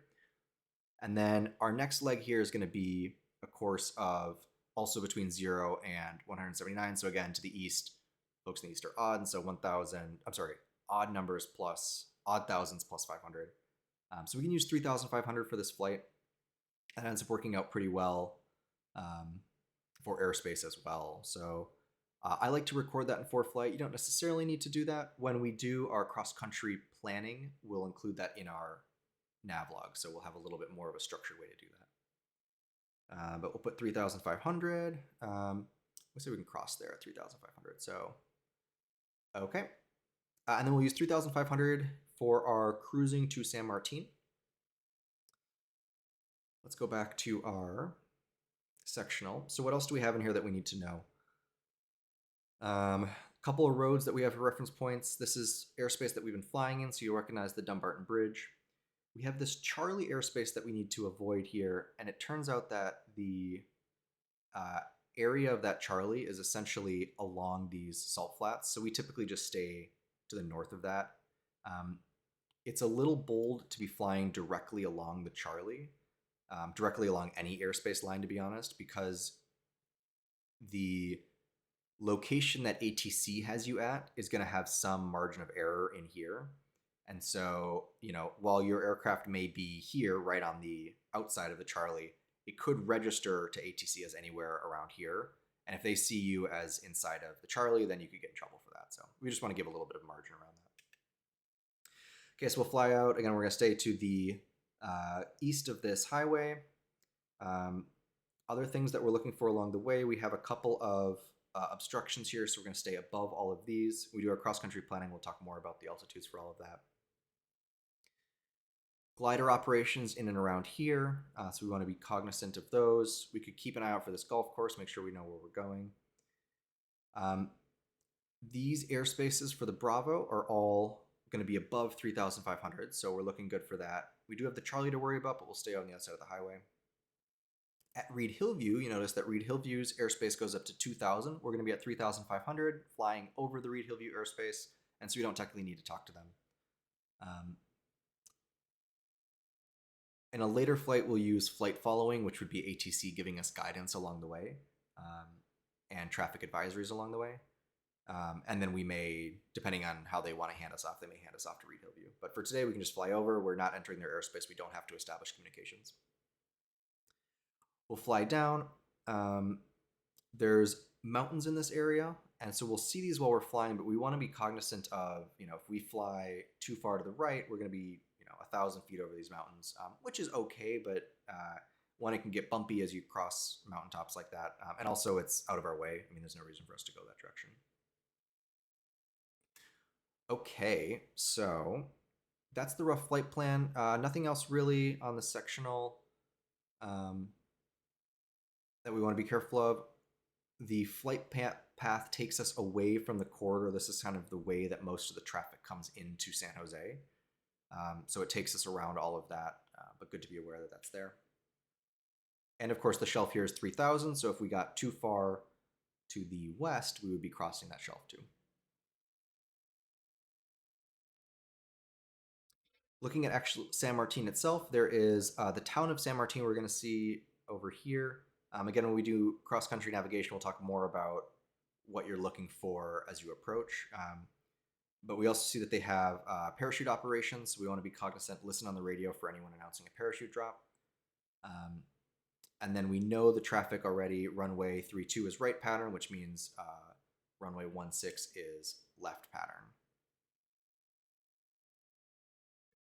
All right, so the last thing we want to determine is how we're going to enter the traffic pattern, but let's look at our weather first before we get into that. So typically how I would do this if I was planning this in real life, I like to use ForeFlight for my weather briefs. So I'd go in, I could set the altitude. You'll notice that VFR has westerly and easterly. So ForeFlight for a easterly flight, 3,500. Using the correct aircraft here will give you better estimates on how long flights will take and how much fuel it'll use and things like that. But for today, we're going to use a 152 profile, which is a little slower. So normally what I do is I'd hop in here and I would look at, VFR 3,500 and get a weather briefing this way. So this is ForeFlight's way of doing a standard weather briefing. Totally acceptable to do it that way, but it requires you to have a ForeFlight subscription. So for a new student pilot, it is better to go into 1-800-WXBrief.com. We can use, I'll sign into my account here, and we can actually plug in this entire route. So we'll go through the whole process of getting a full weather brief for the flight that we're about to do. And we'll do live weather today. Weather, it looks pretty nice out from my earlier checking. Okay. They've changed some of this interface, so bear with me as I work through these. Yep, okay.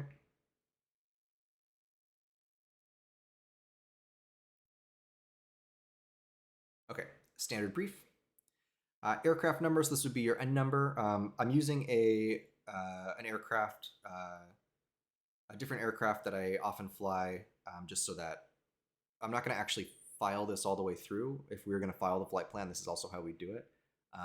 But just so that they have a reference to an actual aircraft. It's about the same speed as the one we're working with. We're going to depart from Palo Alto. We're leaving today, the 24th. Departure time is going to be 12, I'll say 12:45. Okay. Cruising speed, so this is 100 knots. This is flight level 045, that's 4,000 feet AGL, but our actual flight is 3,000 feet, 3,500 feet, so that's the altitude we plan to fly at for the flight. Our route of flight is required, so I can pull up for flight here, make sure I get the right route. So that is VP BDX, and then VP BCB. I should use VP Bravo Charlie Bravo. And then our destination is San Martin, which is Echo 616. Okay.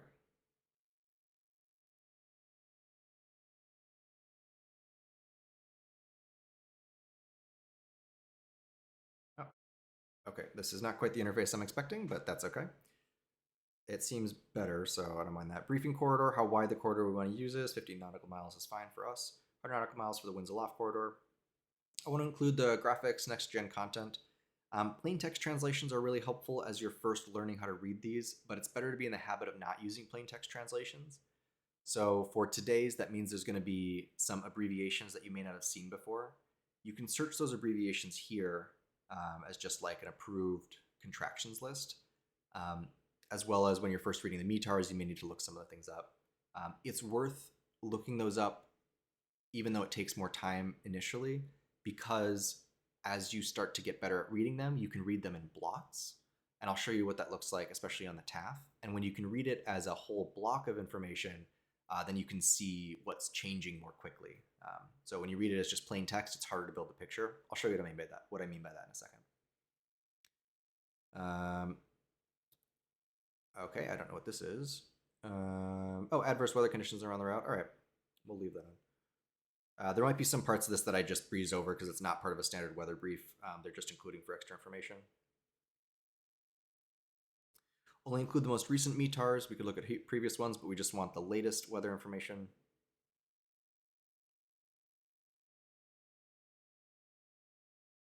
We don't need winds aloft for a ton higher or lower. 4,000 feet around our planned altitude is just fine. We could look at the whole thing, especially if we're talking about potentially flying up at 9,500 feet or something. We won't use any of these nav aids for our route. If we were flying this for a real cross country, I would probably include VOR in here because I would want to know if I did get lost. I want to know what nav aids I have available to me, but we don't necessarily need that.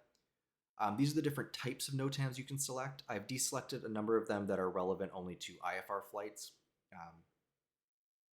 But clicking through this to understand exactly what it is that you're looking at. And then we'll include a bunch of other information in it. So let's go for our web briefing.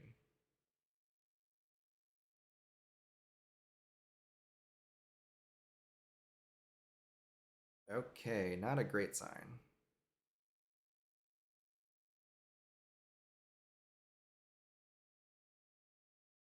See if perhaps I am. Oops. Can I get a PDF?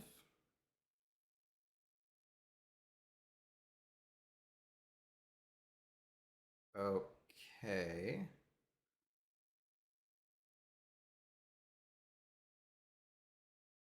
I did do this earlier to make sure that it was doable, and I no longer seem to be able to access it. And I'm wondering if they are reminding me to clear my cache, which I think is going to be trickier on the fly seal. I don't know why this isn't working. That's a bummer.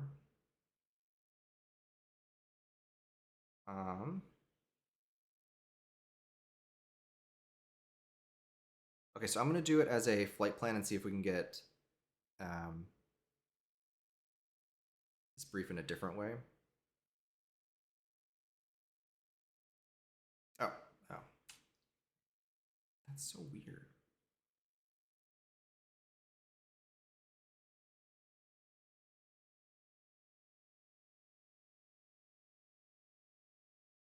All right.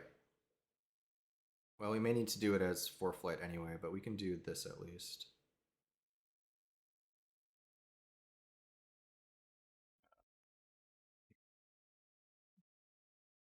It's brief.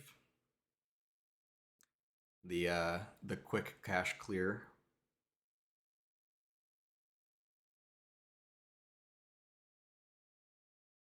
Okay, standard brief for 81034. Departing from Palo Alto today at 12:45 Pacific time. Cruising speed, we can say we'll go probably like 110 knots. On our altitude will be flight level 3,500.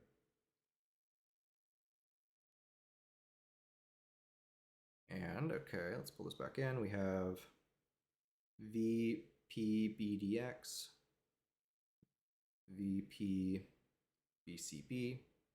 going to San Martin.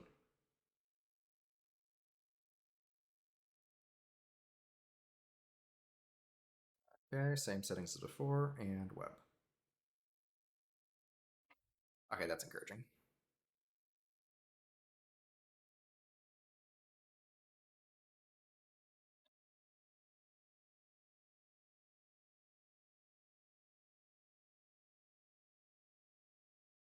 Okay, great. So here is our standard weather brief for the flight we're going to do. So a couple of things we see on here. One is the flight rules, VFR, cruising speed, level that we're planning to fly at, date, time, route, all that kind of stuff. It shows a map depiction of where we're going to fly, and then also depiction of the size of information they're giving us.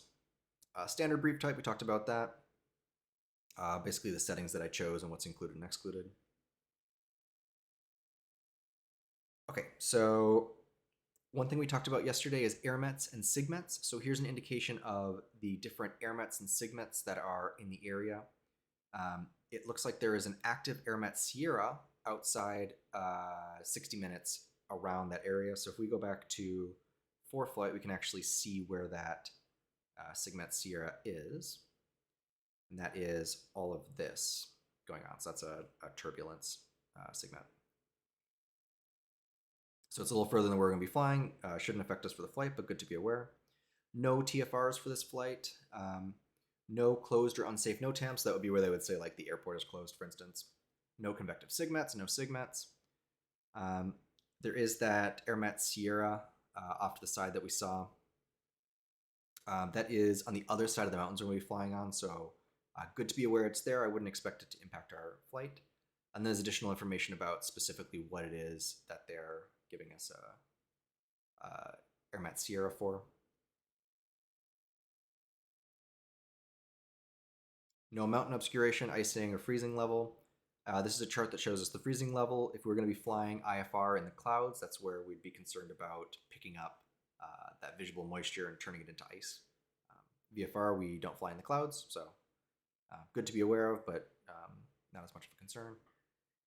This is the full text of what that looks like. So this is an example of where the plain text versus the sort of abbreviated text is kind of frustrating at first.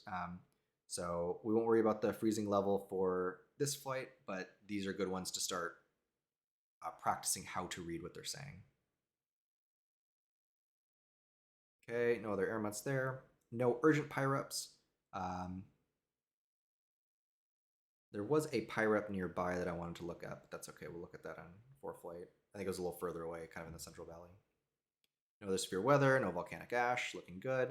We can look at the overview of the weather. When we talk about our weather theory, we'll get a little bit more into this, but this is a pretty standard for what it looks like when it's kind of a nice weather day in the bay. If we had like a front on the coast or something, that might raise a couple of red flags. This is the conditions of the airport that we're looking at. So it looks like green VFR conditions at all the airports along our route and also nearby. This is also a good point to remember to be looking for alternate airports. So if we go into the flight route, part of the reason that I like this route to get to where we're going is we have, obviously San Jose is a very big airport we could glide to. We have Reed Hillview along the way. We have San Martin here, and then we could go to Hollister if the weather got bad. If it starts to get foggy down here, and maybe it fills all the way through the bay, we could also go up to Livermore. And so for each of those, then we're looking, especially Reed Hillview as our primary alternate. And so we'd want to make sure that we have the takeoff and landing distance, remember that T of craft, to actually land here. And we'll want to do the same for San Martin. So we have this 3,000 foot runway. We won't go through the POH today to do the full calculations on those, but that is what you should do before you go flying to another airport. But also when we do the cross country planning, it'll be a required piece of that analysis. All right, keep going here. Okay, so departure, it has a text version of the departure conditions at Palo Alto. So this is a text translation of what we're about to see below in this block right here. That's pretty small, huh?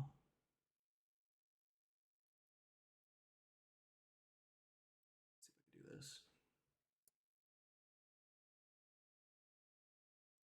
All right, that's maybe a little bit better. I just got to remember to keep the top section in the center, but I can do that. Okay, so I was looking at the departure conditions. So this is a text version of what we're going to see in the METARs. And so here we are now looking at the METARs. This is the same information we get out of the ATIS. That's that weather at the field. So Palo Alto, this top line says it's variable at 4 knots, 10 statute miles visibility, skies clear, temperature 12 degrees Celsius, dew point 2 degrees Celsius, and altimeter is 3038. So the altimeter tells us that we're in a high pressure system. Sky clear, there's no clouds. There's a pretty wide separation between temperature and dew point. If they were really close, we might be more concerned about fog, for instance. Along our route, Moffett Field is this next one. There's information about what the weather's going on there. It looks like there's no wind at Moffett, but also sky clear.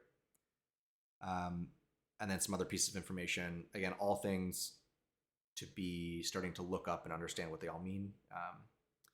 At San Jose, there's few clouds at 7,000 feet, so that's pretty high up. That'll be higher than we're flying. And the weather at San Jose also looks pretty good. One thing I'm looking for, I mentioned that it's nice to be able to read the METARs as this block of text. This is a good example of why that's helpful. So when I first see this, I'm looking really closely at the Palo Alto, and I'm looking through each line to make sure that I'm understanding the weather along the route. But I'm also looking at it as a whole, and so I'm seeing everywhere we're going is 10 statute miles visibility. It's either clear or it's very few clouds all the way along. There's no significant altimeter changes, this information after the A, across all of them. So I'm actually scanning down the columns of each of these to make sure that to kind of get a picture of all of the weather along the way. If you had it written out as plain text, none of the columns would line up. It would be really hard to scan it like that. One thing I am noticing is the weather at Half Moon Bay is a little bit different. 9 statute miles visibility. We have 5 gusting 14 knots. So that's right along the coast. Half Moon Bay is a pretty different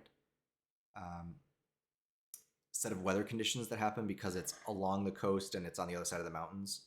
We won't be going that way, and I don't expect it will impact our flight, but it's good to know if we were going to try and make an emergency landing. Half Moon Bay has pretty strong and variable winds we may not want to deal with. If we had the choice, of course. Winds in SFO and Hayward and Livermore all a little bit stronger, so all less than 10, but a little bit of wind down there. And then as we get down to San Martin, we see that we have,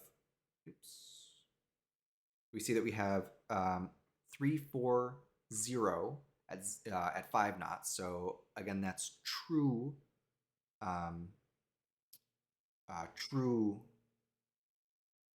compass. I'm totally blanking on the word. True heading, not magnetic. So we need to subtract 15 to get to what the runway heading would be. So this will be, when we hear it on the radio, it'll be 330 most likely, maybe 320 at 5 knots. And that's important when in about 5 seconds, we're going to talk about crosswind, right? So 10 statute miles, clear skies there. Altimeter is very similar to everywhere else. So looks like a beautiful day to go based on the METARs.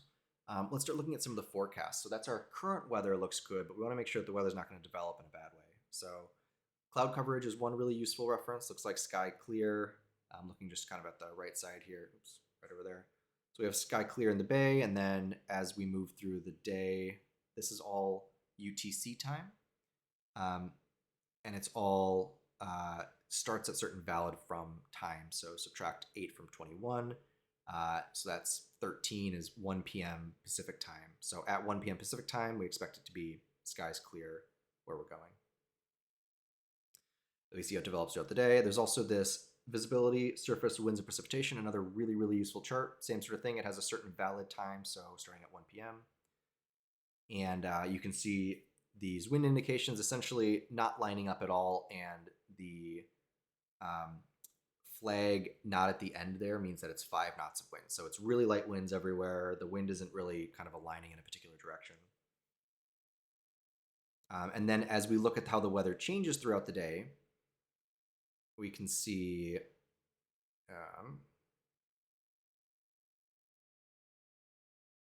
I'm surprised they aren't giving me 2 of these. What am I seeing wrong here? Oh, I see. I see. This is the exact same time viewed from. Okay, so this is the west versus southwest images. So let me show you what I was looking for in these. If I go into the imagery of ForeFlight, we get that exact same chart. Really, really useful way to see what is going on at the surface, and we can see it for increments of time out into the future. So this is the one we were just looking at. Again, 5 knot winds, kind of variable directions.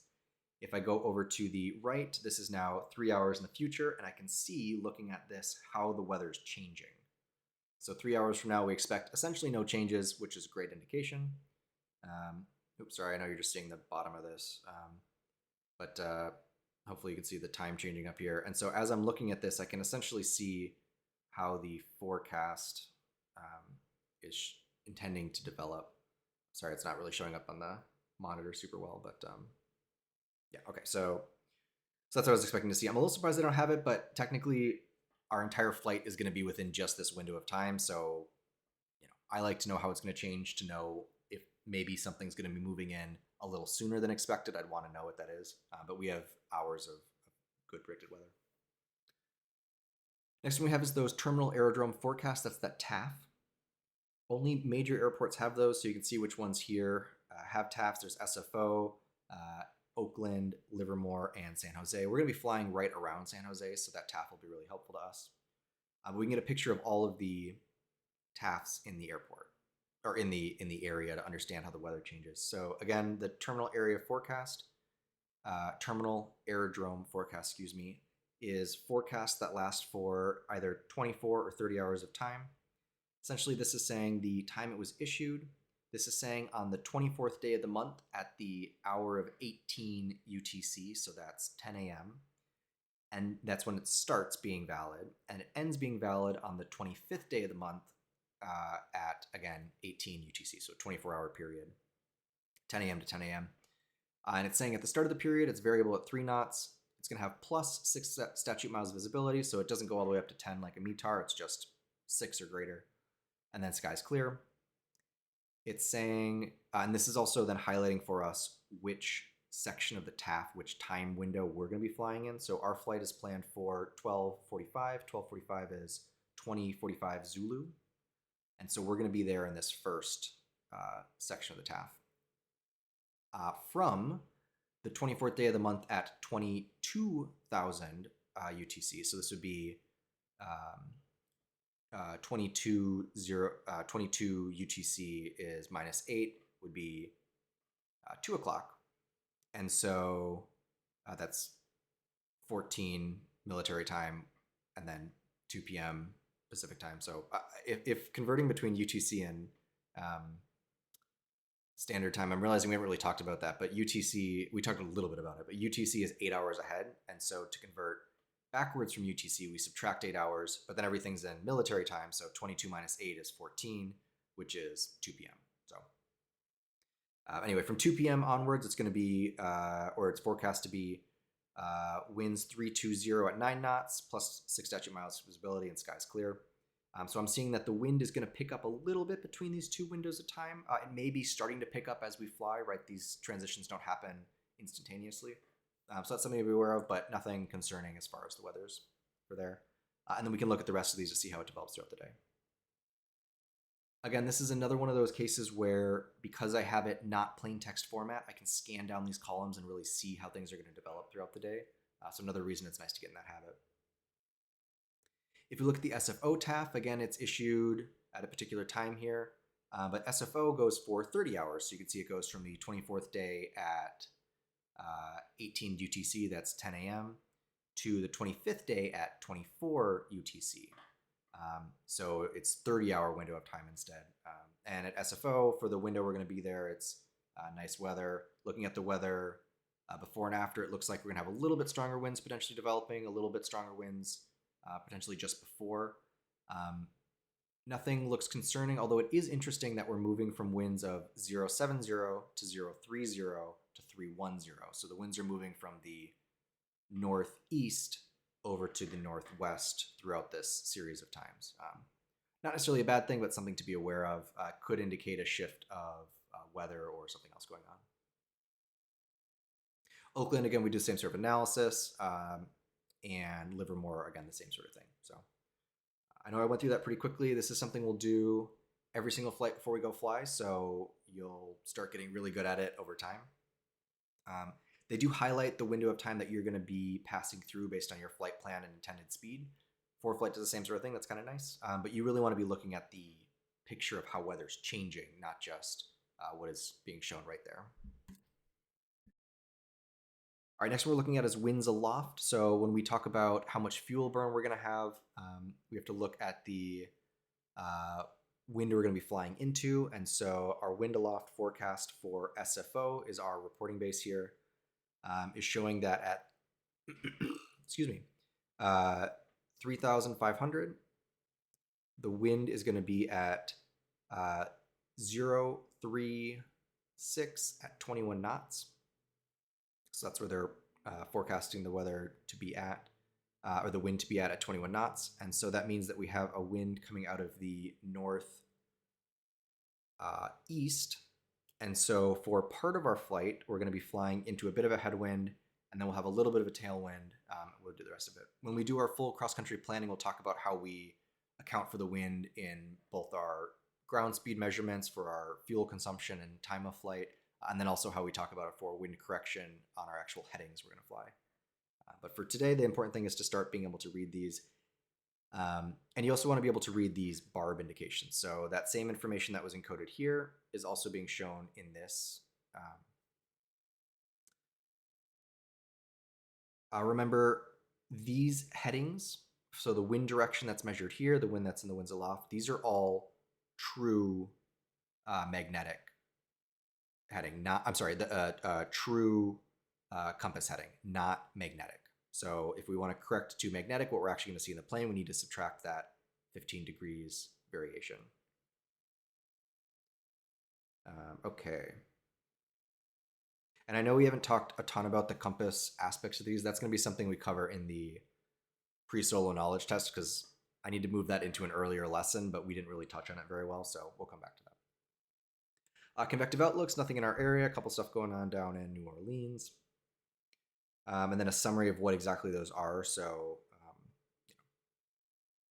not relevant for us, but good to be aware of the big picture of the US. Oh, that's one thing I didn't mention for this. When we look at this surface analysis, we're really looking at the big picture weather system. So I highlighted what was happening in the Bay, but you want to be taking in the bigger picture, because starting to understand how weather systems evolve based on what you're seeing is a muscle you want to be developing. So same sort of thing here. Yes, it's not relevant to our flight necessarily, but we still want to have a big picture idea of what's going on. Departure NOTAMs. So this is the notices to air missions we talked about.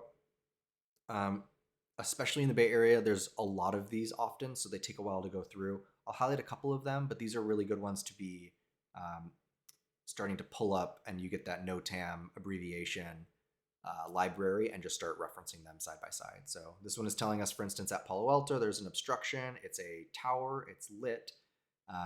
There's the GPS. Oops, not showing enough on the screen. There's the latitude and longitude, where it is relative to the airport. how tall it is, and then how tall it is AGL, um, and unserviced, which means that the light of the tower is out, and then how long it's going to be, when did it start being out, and how long they expect it to be out. So how long this NOTAM applies. We can actually see these all plotted on this little graphic here, and then ForeFlight also has a way to see those. If I go to and turn on NOTAMs, then it should, I think, maybe I'm misremembering.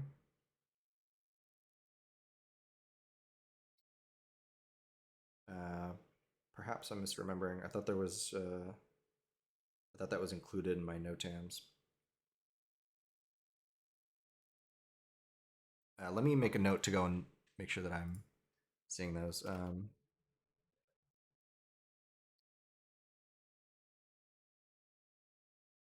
Oh yeah, they are. Oh right, because it's what. So for instance, this pink one here that we're seeing near San Carlos, that's a no-tammed obstacle, as opposed to a obstacle that would be like on the chart. The reason it wasn't showing up for Palo Alto is because it's telling us that the lights on those towers are not in service, not that it's an obstacle that's only recently been put there. So it's telling us about crane lightings or cranes that have been put up, for instance, different rigs, and if there's some. So for instance, there's San Carlos has a rig that is flagged and lighted, so that would be one of the other ones we saw.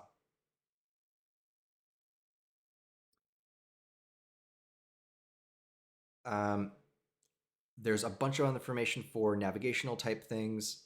ForeFlight, I think, does a really good way of grouping all of these. I was hoping WX Weather Brief had a little bit better setup here, but that's okay. Essentially, this is telling us that for a airspace around us, the radio altimeter is unreliable. We don't have a radio altimeter, so that doesn't apply to us, but it's good to know. Um, if you've heard of the 5G compliance issues, this is what that translates to. Oops, I'm not showing this. This block is what that translates to for us as pilots, is this radio altimeter is unreliable within a certain area due to the 5G issues. No special use airspace, no TAMs, no runway, no TAMs. Taxiway, Palo Alto Taxiway Alpha Edge lighting is unserviceable. Unserviceable, I think is how that's pronounced. Basically meaning we out of service, won't be able to use it. Apron, the apron TXL, I don't know. Actually, let me look this up. Oops.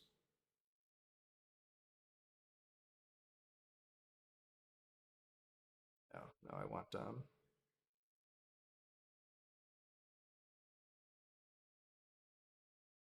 okay, here's the official document of all of them. So I want TXL.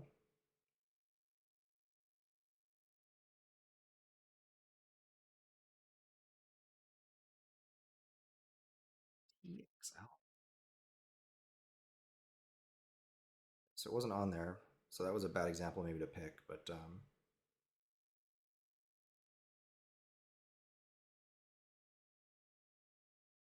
wondering if maybe it's a typo because it's along with the other taxiway things. Um, Apron TXL Juliet work in progress maintained. Hmm. Okay, so let me try another way of doing this, which is I do want the plain text translation now. So we're going to go into here. This guy, no, it says the same thing.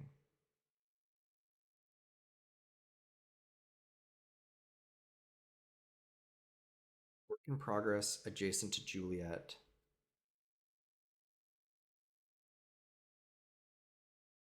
EXLJ. Let me go and look up what this is. My read on this would be that they're doing work on the apron adjacent to Juliet over here. But I'll go and find out. Oops, sorry, I'm not really showing that, but there you go.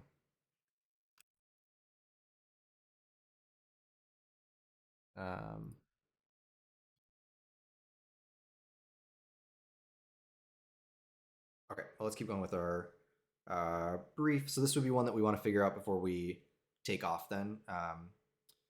Probably asking someone in like maybe the clubhouse or something like that to see what this looks like.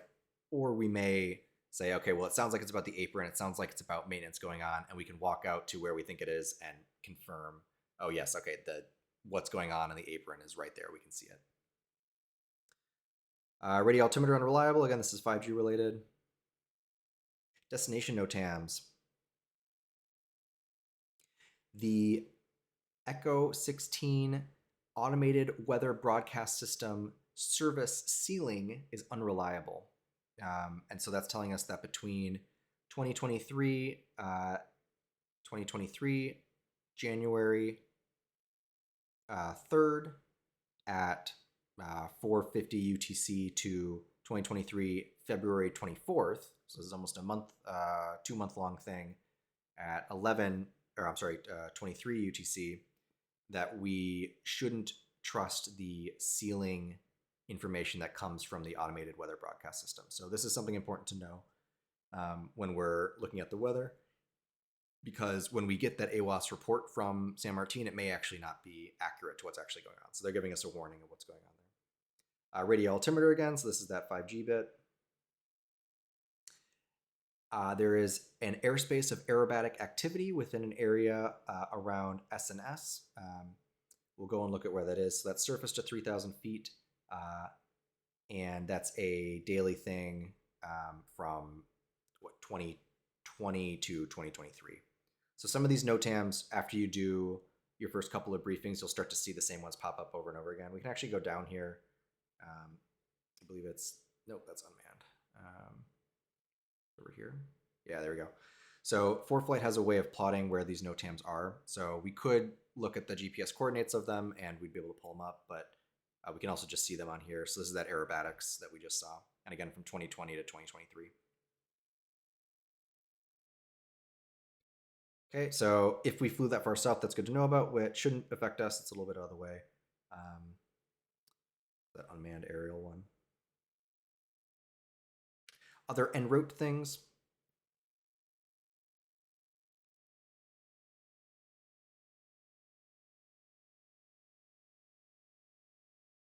Oakland ComDom. Okay, let me. You can see me in real time going through and saying, okay, so these are things that I haven't done a flight to San Martin in a while, so I haven't seen this one. What is this saying? Communications, okay. Dom.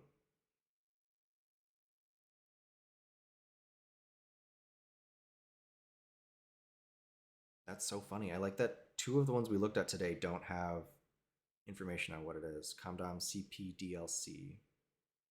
C coupled CPD LC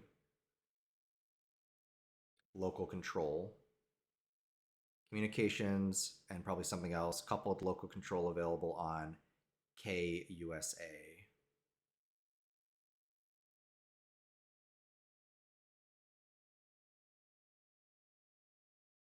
This and just see if this comes up with a better explanation of what that means. And also, sorry that we're getting some. Okay. Pilot 2 will be departing arriver flying through the active.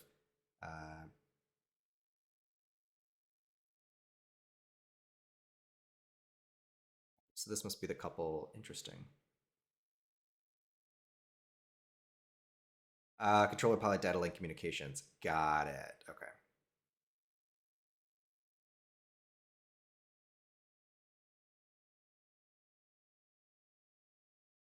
Okay, so we won't be talking to ATC for this.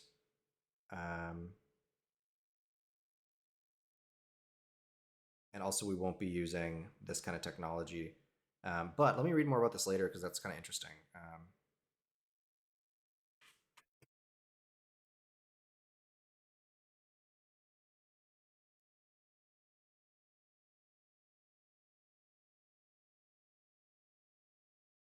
Also, apologies, I'm watching the time and seeing it slip by as we're going through this, so might be a little late.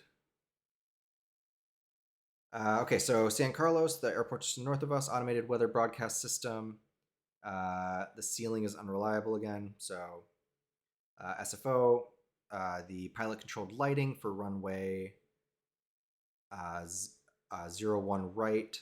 Runway end ID light is out of service, unserviceable. No TAMs about obstructions. Each of these is things like lights, towers, either that the tower is out or that there's a new crane or light that was put up, and then the altitude involved. We look at the map and see there is one along our flight path that's particularly important to us. So we should know where these all are in case we need for an emergency. But knowing that the obstruction tower light, the light and that tower is out of service is good to know. We're going to be flying during the day, so I'm not too concerned about us with that. But it's good to be aware, and that would be that guy. No, but that's okay.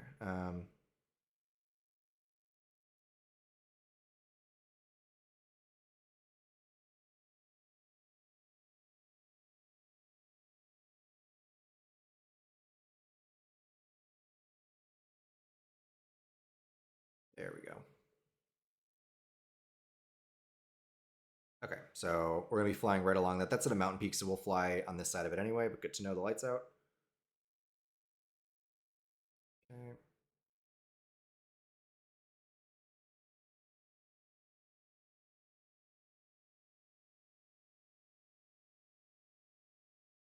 Other airspace things to know about. So we can look at each of these. I like the ForeFlight presentation. This tells you all the same information, but again, ForeFlight has this nice kind of summary thing here. So if we tap on this, a lot of these are unmanned aircraft. So there's UAV testing going on up to 400 feet AGL. We won't be flying in that area. This one's a missile range, goes up to 1,000 feet AGL. Again, we aren't flying over there, but good to know. And then we looked at this one, the aerobatic activity.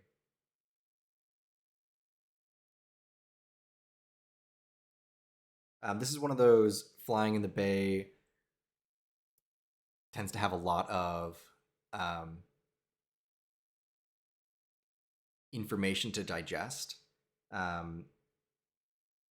So flying in different parts of the country, you get different amounts of these things, especially because there's often a lot of construction in the bay. There's often a lot of, like we're looking at the cranes and obstruction stuff, there's just a bunch of that kind of information.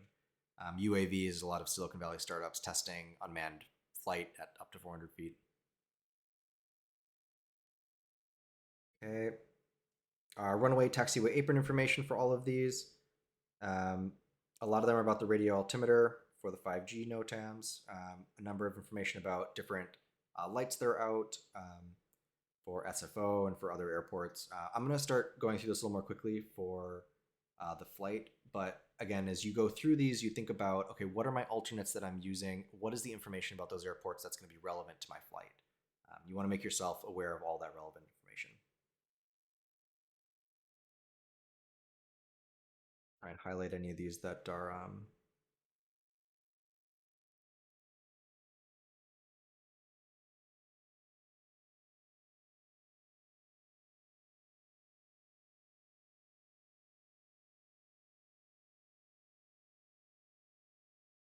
some of these are for if you're going to be flying IFR, some changes to the MEA and things like that. Oh, just saw chat.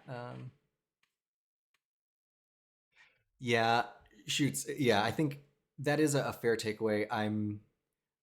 That flight planning can take a while, especially to digest the information involved. It is important to know that these NOTAMs don't change day to day, and so if you're flying, you know, semi regularly, a lot of them will look similar, and you don't need to, like, you'll recognize one and say, okay, I know where that is, I know what this is about, I know how it impacts my flight, and you want to file it away for the flight.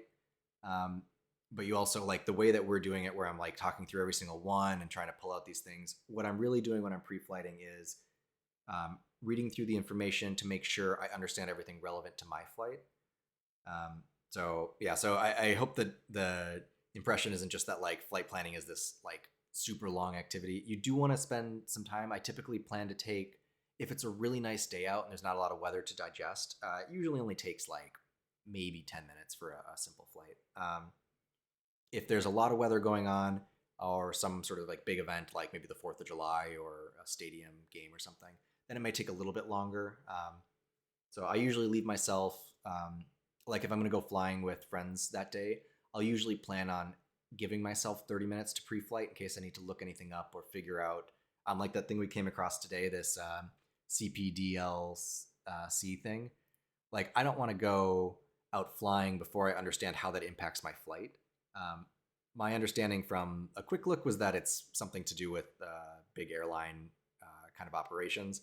But I want to make sure that that's not something that's going to be important to me while I'm flying before I go. And so I leave myself a little bit of time for the flight planning portion.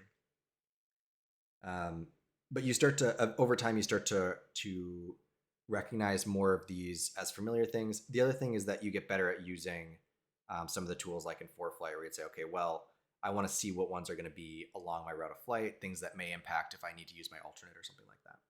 So like it's good to know that Watsonville has parachute activity going on. That'll show up in our standard brief. But the reality is, like, if we had an emergency, we're not going to cross the mountains to get to Watsonville. We're going to go to Reed Hillview, or we're going to, glide to San Martin, or maybe somewhere in here.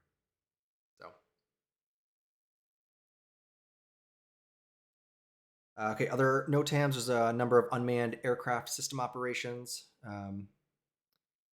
Other things to know like that. Oh, these are general FDC NOTAMs. Okay, typically we don't get these with our standard brief. That's where when I was clicking the boxes on the new form, it's sort of like,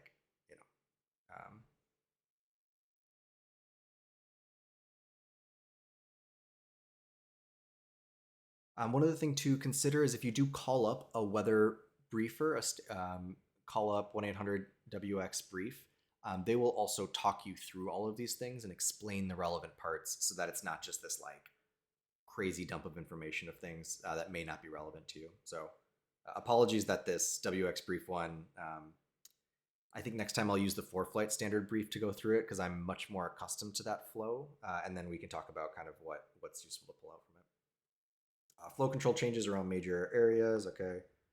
This is not relevant for us. And UAS operating areas. So these we saw already a couple, but there's that unmanned aerial activities. And there's several of them, but none of them around our flight. So, all right, 106. So we now have our weather brief, and like I said, I think next time I'm going to use my ForeFlight one because I like the grouping a lot better. I can digest it much more quickly. But let's jump back to our current weather for Echo 16. So this is the latest weather that we have, at least when we got this brief. And you see here that it says the, oops, let me go like, yeah, let's do it this way. Oops, not that way, that one.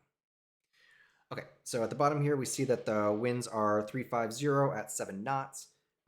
Again, that's true, and so we need to subtract 15 to make it magnetic for our runway. So that's going to be magnetic heading of about 340. And so when we come into San Martin, that means that we're going to have 340 at 7 knots, means it's a 20-degree offset of wind from 320. So we have wind coming from sort of like this.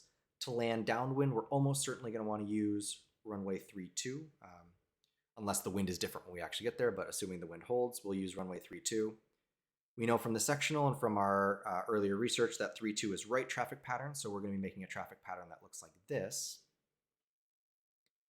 And when we come into land, we have a 20-degree offset in the wind.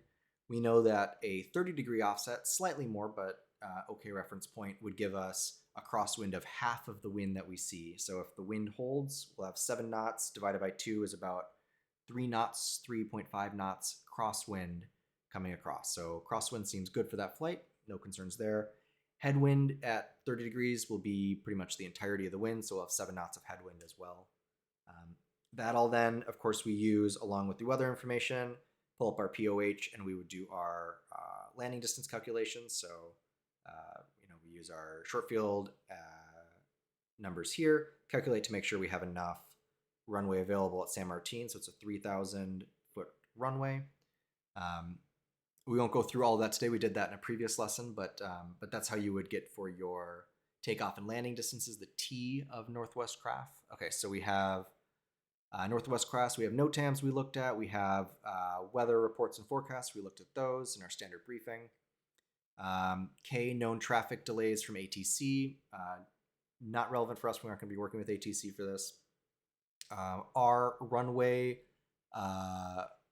available at our San Martin is 3,000. We can also look at the runway available at Reed Hillview. So let's do that one on the sectional. So Reed Hillview, the longest runway we see is 3.1 there. So that's 3,100 feet.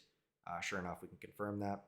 And so that's even longer than Reed Hillview. If we can land at if we can land at San Martin and the weather is the same at Reed Hillview, not significant difference in wind, then we can also land at Reed Hillview in an emergency. Okay.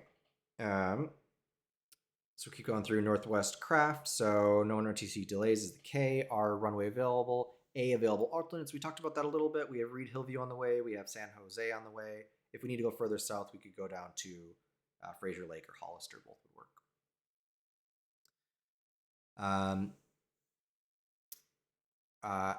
F is, let me make sure that I'm not misremembering F. Fuel requirements. Yeah. Okay, good. Fuel requirements. So again, we would do that same process we did last time we talked about fuel requirements. We look at the amount of fuel it takes to climb, how much we're going to be burning while we're cruising. For this flight,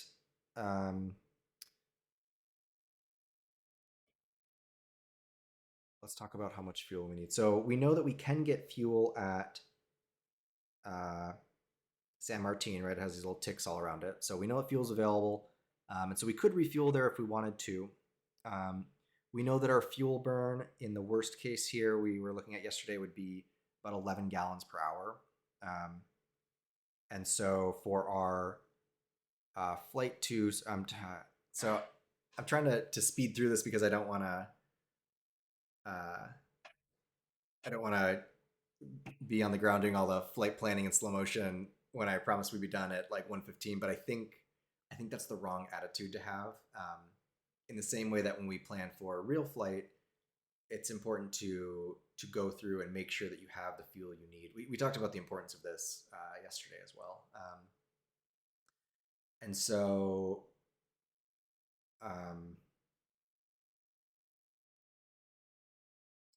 what's the right way to do this?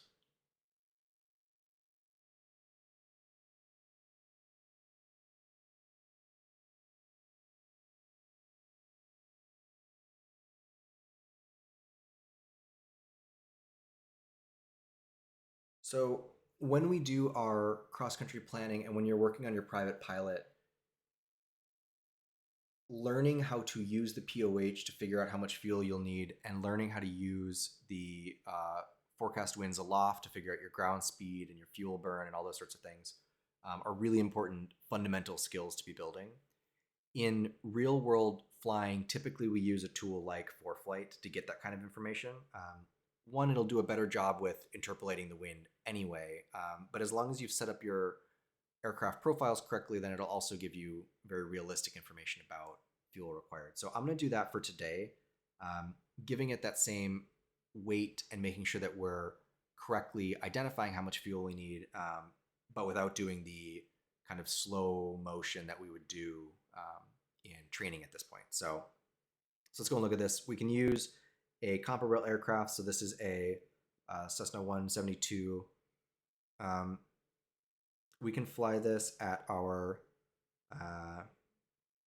2,400 we've been using for most of our, well, we can go 2,500 for this. And then 3,500 is where we said we'd be flying at. And so what ForeFlight is doing now is it's actually taking in to account assuming we give it an actual time. It's going to take into account the actual weather right now, the fuel burn for the climb, and then also the cruise that we set. So the cruise at 2,500. And it's going to give us back a nav log. So we can look at the full nav log, which tells us a bunch of information about, for instance, the average winds, the amount of fuel we're going to use at each of the different stages of flight, how much we need for reserve fuel. So remember, we need a half an hour at least, personal minimums of an hour. And then the total fuel that we need to do this flight. So we can go back here and see, okay, so that fuel that they're saying will burn for just to get there is 6 gallons of fuel. With our reserve, we know at our cruise speeds, 10 gallons an hour, so that gives us, oops, let me go back to this, 6 gallons for a total of 11 that we need for the whole flight. Federal minimum, again, I prefer to have an hour, so instead of 6 gallons here, I'm actually going to bring 12 total there, twice as much for it. So that'll give me 17 gallons minimum that I want to just get there, but I also want to get back. And so we would look at the fuel again, same sort of thing, fuel that we need to get back. On the way back, we're going to have different winds, different fuel requirements. And so we can do this sort of thing. List of flights. And okay, so the way back, again, 6 gallons for reserve, 12 gallons total. I want 18, so we needed 17 on the way there, 18 on the way back is 35 gallons total. Would give us, oh, I guess I don't need that much reserve because I just want an hour reserve total. So to get there and back, how do I want to say this? I want to land at Palo Alto with 12 gallons of fuel. I'm going to burn 6 gallons getting there, and I'm going to burn 6 gallons getting back. I'm sorry, I'm going to burn 5 gallons getting there, and I'm going to burn 6 gallons getting back. And so to land with 12 gallons of fuel and using 11, then I need 33 gallons of fuel that I'm bringing with me. I'm sorry.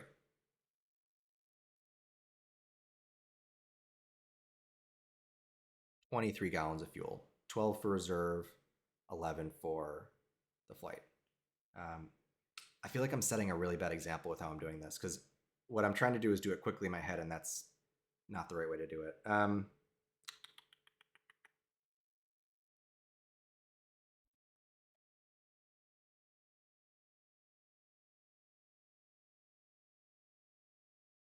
Let's go like this. We'll do the whole round trip flight. So the estimated fuel that we're going to use here then to go there and back following the same route back. 10 gallons of fuel. I want to land with 12 gallons reserve, 22 gallons of fuel. We're going to leave with 35, so we'll go up to the neck filler. So that gives us an additional almost hour plus of flying time we have if we need it. Okay, so we're great on fuel.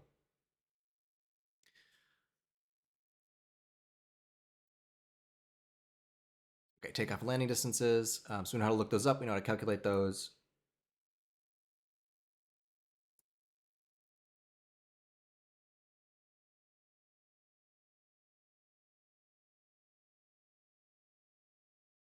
Okay. Last thing then before we take off is how are we actually going to enter the traffic pattern when we get there? So we know our rough route of, or our planned route of flight goes along like this. We know that our traffic pattern is likely to be for 3-2, and that it's a right traffic pattern.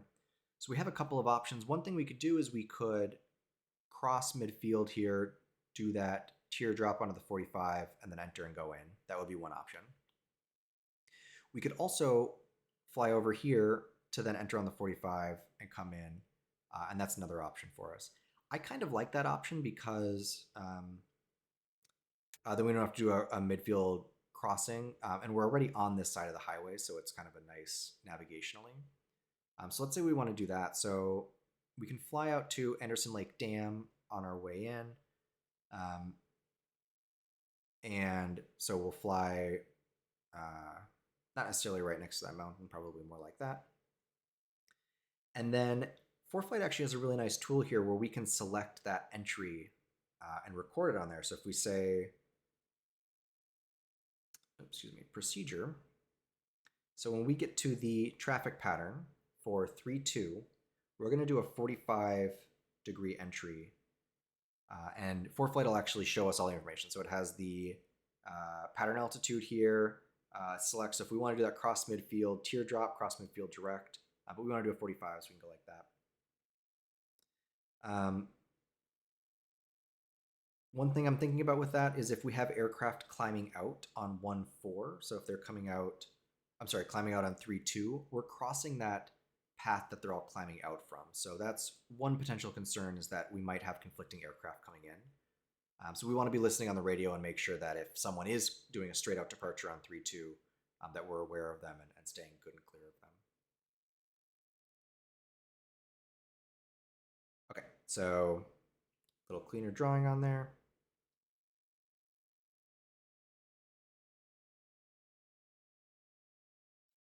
Remove that waypoint. We don't necessarily need that in there.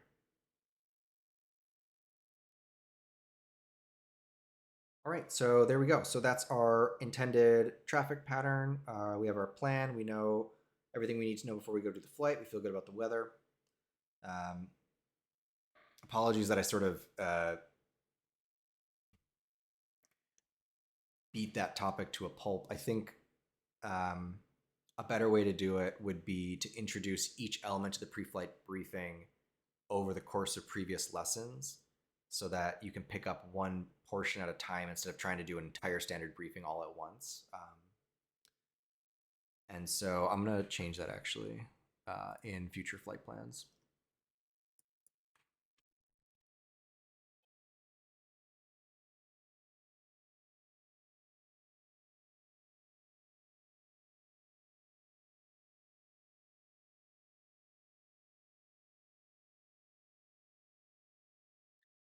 Okay, cool. Any questions before we go out and fly?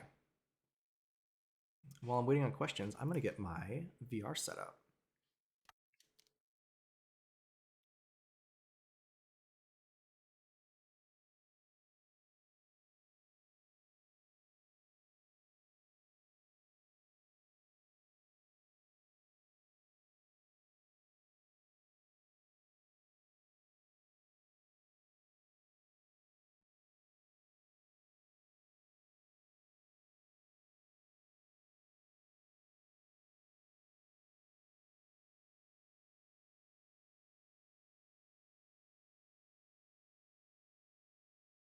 Okay, cool.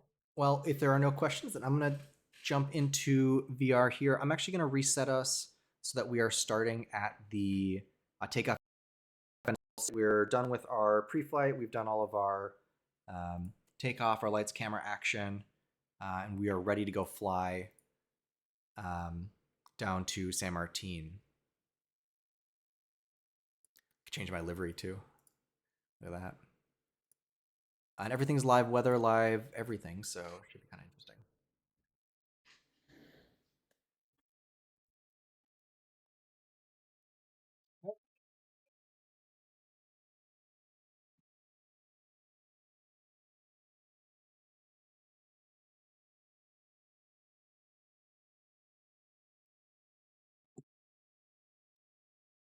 Getting my rudder pedals all set up here.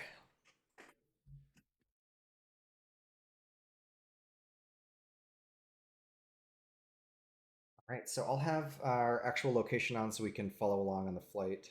I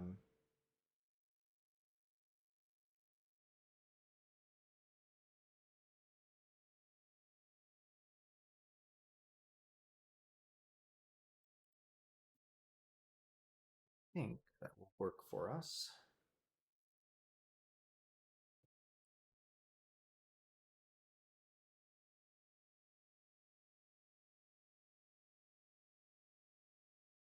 All right, looks good.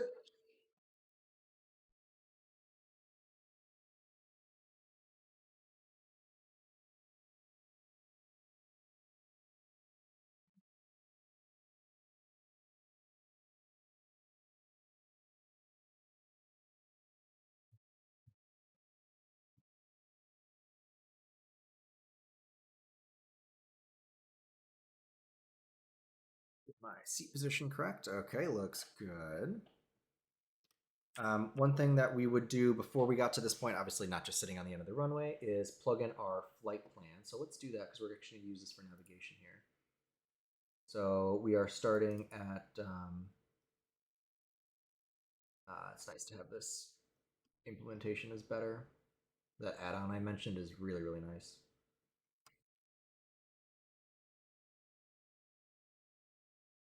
So there's Palo Alto, our starting waypoint. Our next waypoint is that VP.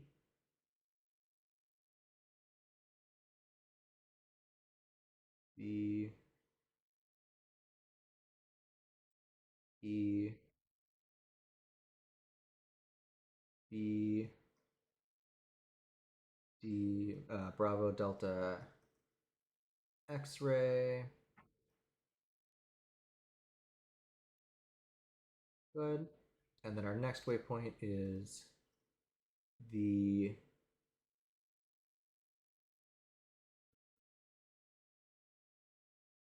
E. Let me double check on the iPad here. Make sure I'm not forgetting it. Bravo Charlie Bravo. Okay.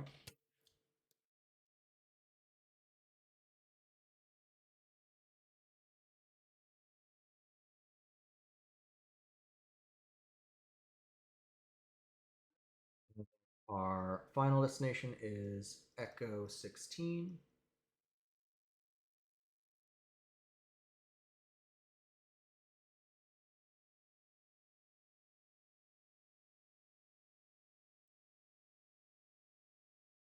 Okay, and you can see that flight path is showing up on our lower one as well, so that's looking good.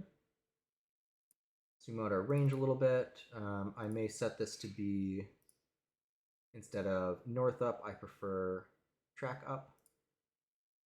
But that is a personal preference. So, but since this new map implementation has the required capability to do that, we could leave this one if we wanted. We'd also want to bug in our AWAS. So go like this. Oops, not like that. Into the COM2 is typically where I put AWAS. And so again, we can find this in the chart, or we can find it in the information about the airport. So I'm going to go San Martin. AWAS is 118.35.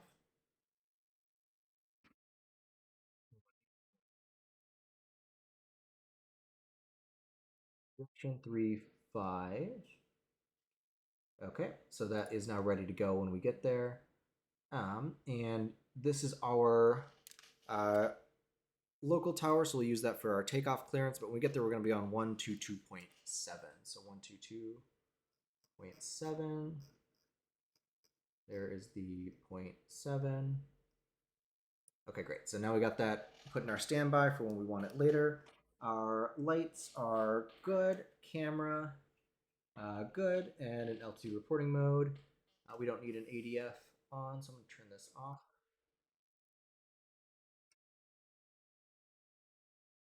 And we have live weather, but our altimeter is incorrectly set. In the sim, you can press B and that'll reset that. Of course, we get that from our ATIS and set it manually when we were getting ready to take off. So mixture rich, so lights, camera, and then action. We have our trim set, mixture is rich, flaps are 10. And time, it is 1837, so that's 1037. Wait a minute. Oh, that's okay. I don't know why that's off, but won't worry about it. But it is 1:28 in Pacific time.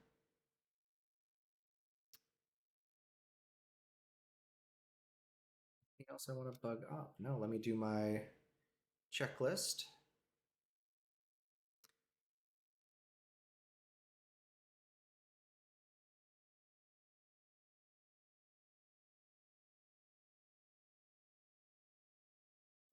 Yes, there is something else I want.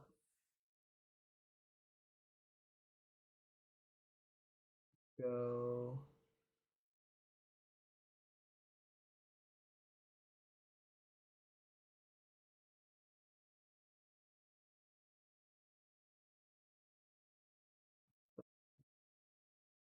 So what I want is I want information about how far away we are from the airport as we get closer. So I'm putting in I'm just going to the nearest page, but we could also, there's a way to do it on the GNS where it actually will show you the distance to that waypoint.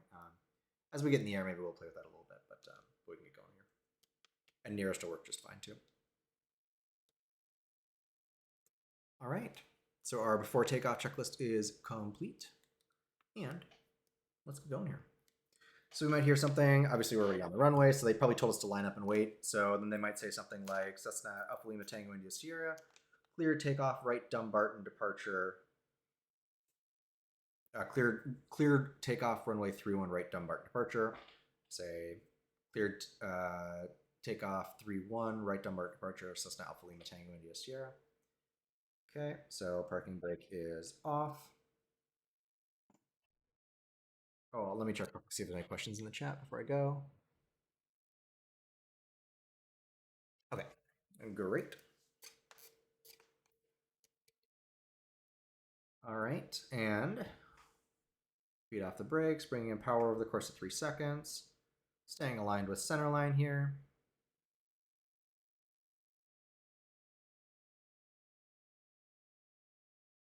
Good. And then when we get to 55, we'll rotate. There's 55.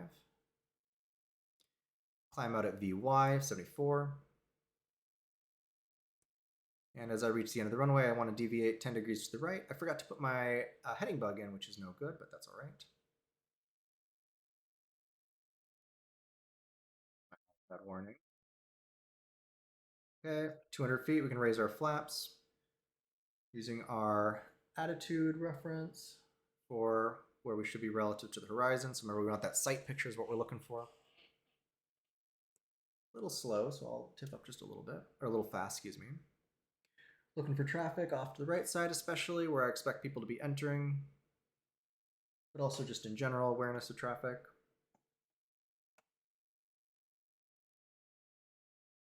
Okay, and we're doing a right Dumbarton departure, so we're going to fly all the way up to that Dumbarton Bridge there.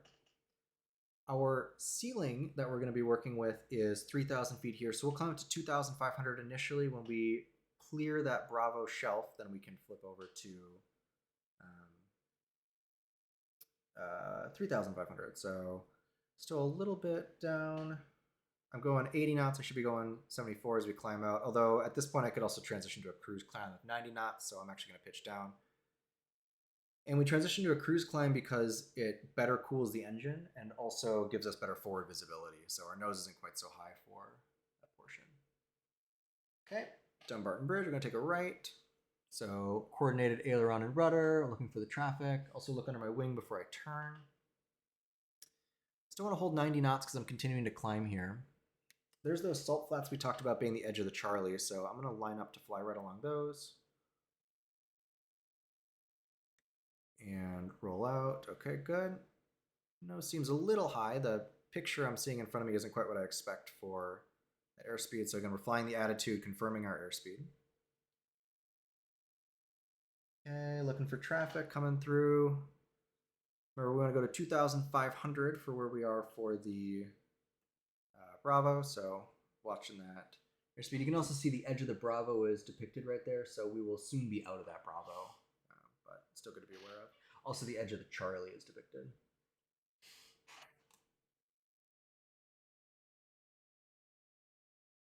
It's climbing a little fast. I want to be at 90 knots.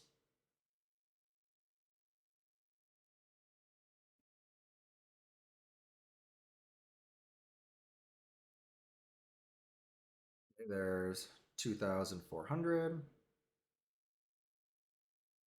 And 50 before 2,500. Now we're going to level off.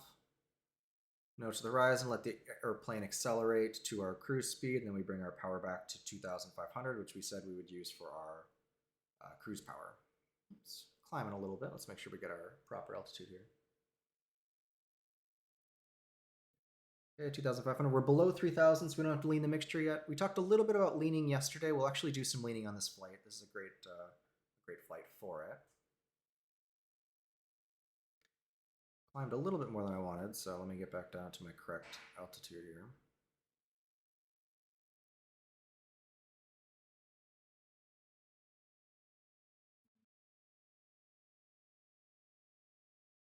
We're beyond our Bravo shelf now, and we should be able to. I'm going to confirm on the iPad here. Oops. Also, I don't have it in the right scene. So we're beyond our Bravo shelf. We can climb up to 3,500, our cruise altitude. Pardon me while I let go of the controls there for a moment. Okay, so again, to cruise, we pitch to the attitude we want to pitch to. There's our cruise climb attitude, full power. And we want to be climbing at 90. One habit that's good to get into is to bug the heading that you're going to be using. For this flight, I'll just choose headings to fly that are going to roughly put us on course. But when we do our cross country, we use very specific headings and fly those ones. So heading to 060 now. We'll maintain that heading. And I'm climbing at 100 knots. I want to be climbing at 90 knots. So I'm going to pitch my nose up just a little bit.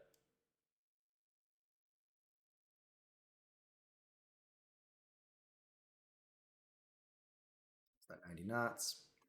And I'm looking around for traffic, always doing that 10 degree at a time scan, right?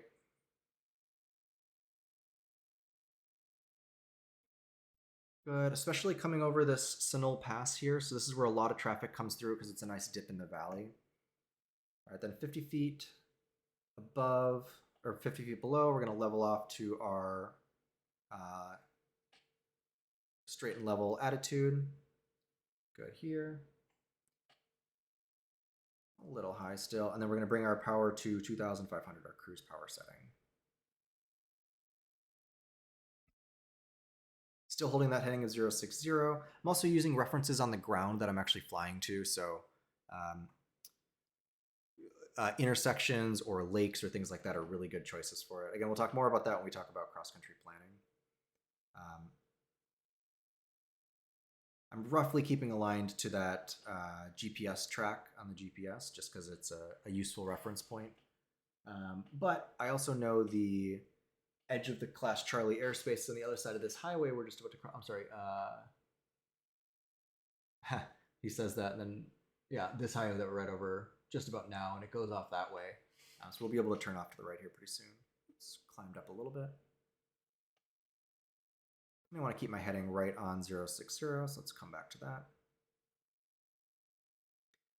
Okay, so the goal is to have the airplane trimmed so that you don't need to be adjusting trim at all.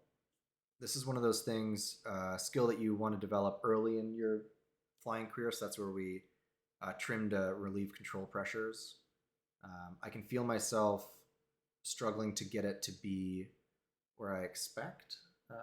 So there we are at 3,500. And so what I'm trying to do is make sure that to maintain level flight, I'm using a certain amount of pressure on the yoke, and I shouldn't need any pressure. So right now I'm totally hands off. The plane is just flying itself.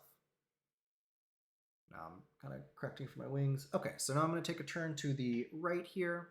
Again, coordinated aileron and rudder. Looking for traffic to the right. A little bit of back elevator pressure so that we don't lose altitude through the turn.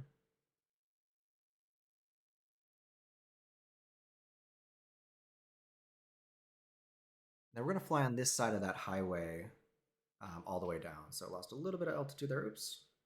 My rudder was too much right rudder, so the ball wasn't centered. Back to 3,500. Okay, good. So now we have a moment here. We're above 3,000 feet, which means we want to be doing our lean. We want to lean the mixture correctly for the altitude we're flying at. In our POH for the 2,500 setting at the temperature we are, there is a expected fuel flow that we should be using. If you remember, it's like 10 gallons. So we talked about yesterday how one of the risks, if you don't lean correctly, notice we're burning 15 gallons right now per hour. And we had planned on burning about, 11 gallons an hour at most. So to avoid that, we want to make sure that and to avoid carbon buildup on the spark plugs, we want to lean the engine correctly. So the way that we do that is we lean for a particular peak EGT, and then we go 50 degrees rich of that. So I'm going to turn downwind here now, start heading towards San Martin. Again, coordinated aileron and rudder. Just doing a nice easy turn. Okay, so now we are headed towards San Martin. I'll bug up that new heading so that we keep it in our sights. We can use, actually I like the heading I'm on right now, so I'm going to bug that out. Gained a little bit of altitude. Sure, we come back to that. Okay, so once we get back to straight and level flight on our correct heading, let's do a lean here. So I will say the leaning in the sim, it seems to work okay. It is not realistic in a couple of ways. One of them is that it seems to have pre-programmed what certain mixture amounts are going to get you for performance. Not necessarily a bad thing, especially for what they're trying to do. I think that's just fine. We're a little close to the Charlie. You can see there's that curvy line of the Charlie, so we're technically clear of it, but we might want to be a little bit more to the left here. We'll keep on our heading just because it's all right for the sim, but something to be aware of. Anyway, so what I'm expecting to see is that the engine temperatures will slowly rise. It does a little bit of that, but I think it's mostly programmed to like give you certain EGTs at certain mixture amounts instead of simulating how the heat of the engine is building, which is fair. Okay, so I have my aircraft trimmed up. I have a small amount of vertical speed, which is not what I'm expecting. So we make sure that I'm not climbing or descending too much. And as we're doing this mixture, we'll also be scanning our instruments, looking around for traffic. There's a lot of multitasking in the aircraft. So you always want to make sure you know what's going on around you and then dividing your attention in between. So, all right, so what I'm going to do is I'm slowly, and I'm twisting this is how you would do it, but you're twisting this out, bringing the mixture back, and I'm watching for that EGT gauge to rise. So that's to the left side of the fuel flow here. Actually, I think I can show it, this thing. And we're actually going to set the EGT bug when we get to a peak. So that's our indication of where peak is. Lost my heading a little bit, so I'm going to come back to the correct heading. Seems like my trim is still all right. So I'm bringing my mixture back, slowly bringing that back, and I'm watching for where the EGT peaks. Okay, looking for traffic. Okay, and this shouldn't take a ton of time. You're just kind of slowly feeling it out. Okay, continuing to increase as I'm bringing my EGT back. Good, continuing to increase. Still bringing this back. Okay. Now I'm expecting it, as I get to a fuel flow of about 10 gallons per hour, we know that that's what we're expecting our correct leaning to be. So we know that it's going to be probably in about there where our peak happens. Okay, there we go. So that was the peak. You notice how the EGT is now going down. So if I keep bringing mixture out further, EGT is dropping again. So we want to be on the rich side of peak. So we're going to bring it all the way back to where peak was and bug that up. Oops, I lost 100 feet altitude in doing that. So there we go, bug that guy. Okay, so now we have a reference for where our peak EGT was. And then we're going to enrich in the mixture until we get back to 50 degrees below that. So that's going to be 2 little notches there below. Should be right there. Okay, so something to notice, I mentioned that the Sims implementation of this isn't great. So one thing is our fuel flow at this correctly set mixture is now 15 gallons per hour. So we are burning a lot more fuel than we had anticipated. If we had that in the real airplane, we'd be starting to think through what the consequences are for our flight. Perhaps we want to land at Reed Hillview, which is just down the way. We are off our heading here because I'm going to fly right over Reed Hillview, which is right there. So sorry about that. I should be more cognizant of the airspace here. So we're flying over Reed Hillview's airspace is okay, but let me see, did I bust the Charlie airspace? Yeah, so I almost busted into the Charlie's airspace. Okay, so at any rate, but like I said, I don't like the Sims implementation of the mixture because we would expect the fuel flow to be pretty much what we saw in the POH. And when we correctly leaned this, we found the peak, we brought it to 50 degrees rich of peak, 50 degrees Fahrenheit rich of peak. And we ended up in a situation where we're burning 15 gallons per hour. So don't read into it too much. It's one of the things of the sim, but that's roughly how you do it is you bring the mixture back until you find the peak. Once you find the peak, you're going to enrich in the mixture until you're 50 degrees rich of peak. And that's going to give you your recommended leaning procedure, the recommended leaning amount.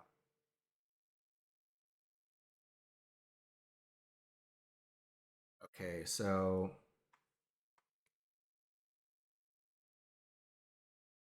we can keep going. Let's do this. So I'm going to go direct enter enter will give us a new heading, and we can actually look at what um, the track that we're supposed to be on. So this is 132, and actually our heading bug right now is actually just about 132. So we're probably on the exact right heading to get to San Martin.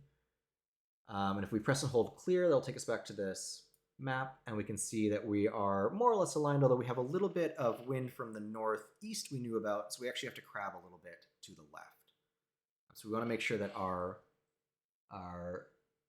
direct track and our ground track are the same. So these are not set up for what I should have them. Okay, so let's get back to 3,500. We're cruising along here, looking for traffic. You can see on the distance that we're about 16 miles out, so we have a little bit of time still before we'll make our first radio call, but at this point is a good time to start listening to the CTAF. So we can switch over to a CTAF frequency. We'll have that in the background to be listening, and then we'll also have our AWAS frequency on COM2. So I can hit COM2 here. Let's see if we hear anything. Yeah, I didn't think so. Okay. So instead what we're going to do actually is I'm going to call the AWAS frequency, and we'll listen to it over the phone. So pardon me while I take my headset off here.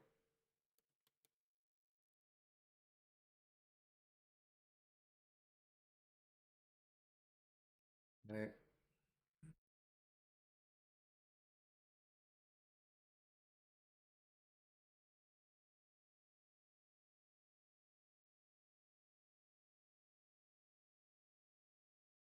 Let's see when I'm taking my headset off to pull this up. So, okay.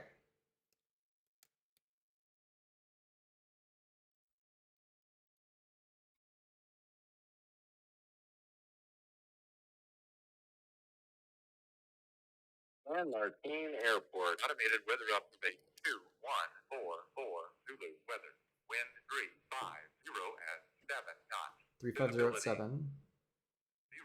Sky conditions clear below 12,000 feet. Temperature 15 Celsius. 2.2 Celsius. Altimeter 3033 inches of mercury. Remarks. Present weather information not available. Okay. There we go. So 350 at 7 was our weather. Now remember, we heard it on the radio, and so it must be. I'm sorry, we heard it on the radio, so it is magnetic because it's only true if it's written. And so 350 gives us an indication that we're going to want to use runway 32. That was the runway we expected to be using. And so our current planned entry still sort of makes sense. Now I want to start heading over to the left so I can set up for that entry. And we are at 11 miles out, so we still don't have to make our radio call just yet, but I'm going to start angling myself over so we're lining up for a nice 45 entry here. One good habit to get into, and I would do if I was not in VR, is to write down that kind of information, because what you don't want to do is be trying to remember it then later. But a little bit too much back and forth, me lifting up my headset. As you can see, the aircraft flying all over the place. Okay. So we're listening on the CTAF already. So if we heard any traffic, this would be where we start to build an awareness of the picture. So we might hear things like, Cessna, with San Martin traffic, Cessna's on, some sort of base leg 432, or we might hear information about if someone's doing like pipeline inspection near the airport, we might hear that kind of stuff. Helicopter operations. We're essentially building up an understanding of what's all happening at the airport right now. Right.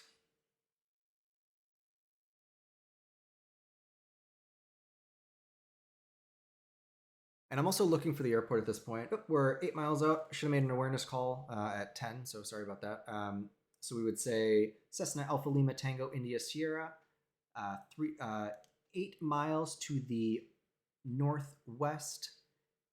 I'm sorry, San Martin traffic, Cessna Tango India Sierra, 8 miles to the northwest at 3,500 inbound, San Martin. So again, where we're going, just an awareness call, so where we're located at currently, so other individuals can start to figure out what they're going to do about us joining. One thing to notice, our compass has precessed a little bit, so our magnetic heading is 120, but our heading indicator says it's not 120, so we got to make sure we realign those. Something to be periodically looking for. One thing we didn't talk about is planning our descent into an airport. We know the San Martin traffic pattern is about 1,300 is what we'll use. So we're going to descend here at 500 feet per minute. We'll do that the same way we did our descents when we were first training. So at 2,000, set our RPM to 2,000 and let the airplane come down naturally. And we'll talk about deciding when is the best time to do that when we get into cross-country planning, but there's some good rules of thumbs you can use. And then there's also, when you do the full cross-country plan, you'll mark it on your map, like the specific point that you want to start descending. Again, I'm still looking for the airport out there. I expect it to be, we're 5 miles over there. Now we're planning to enter for right traffic 3-2. We'll enter on the 45. So when we get 5 miles out, then we're going to make another call here. Okay. Still coming down, 500 feet per minute, looking pretty good. There's the airport. You can see off in the distance there. I may be able to make it out. So we're 5 miles now. We'll say San Martin traffic, Cessna Tango India Sierra at 2,900, 5 miles to the northwest. We'll enter on a 45 right traffic 3-2 San Martin.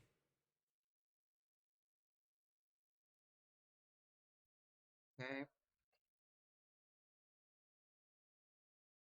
So our next radio call, our next check-in point is going to be as we enter the 45 at traffic pattern altitude. So I'm going to get my iPad, see how we're lining up for what we planned down here. Oh yeah, pretty close. I'm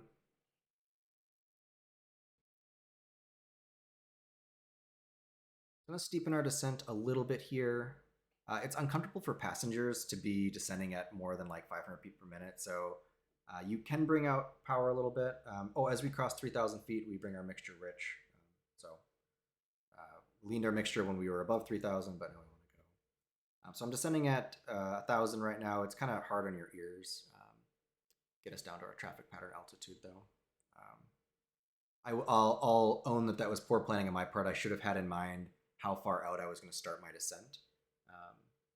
Because we don't want to be needing to descend rapidly like that. It's better to have it planned out. You know how many miles out you need to go, and then it's easy from there. So now as we start to get into the traffic pattern altitude, especially in and around the airport, we're really looking closely at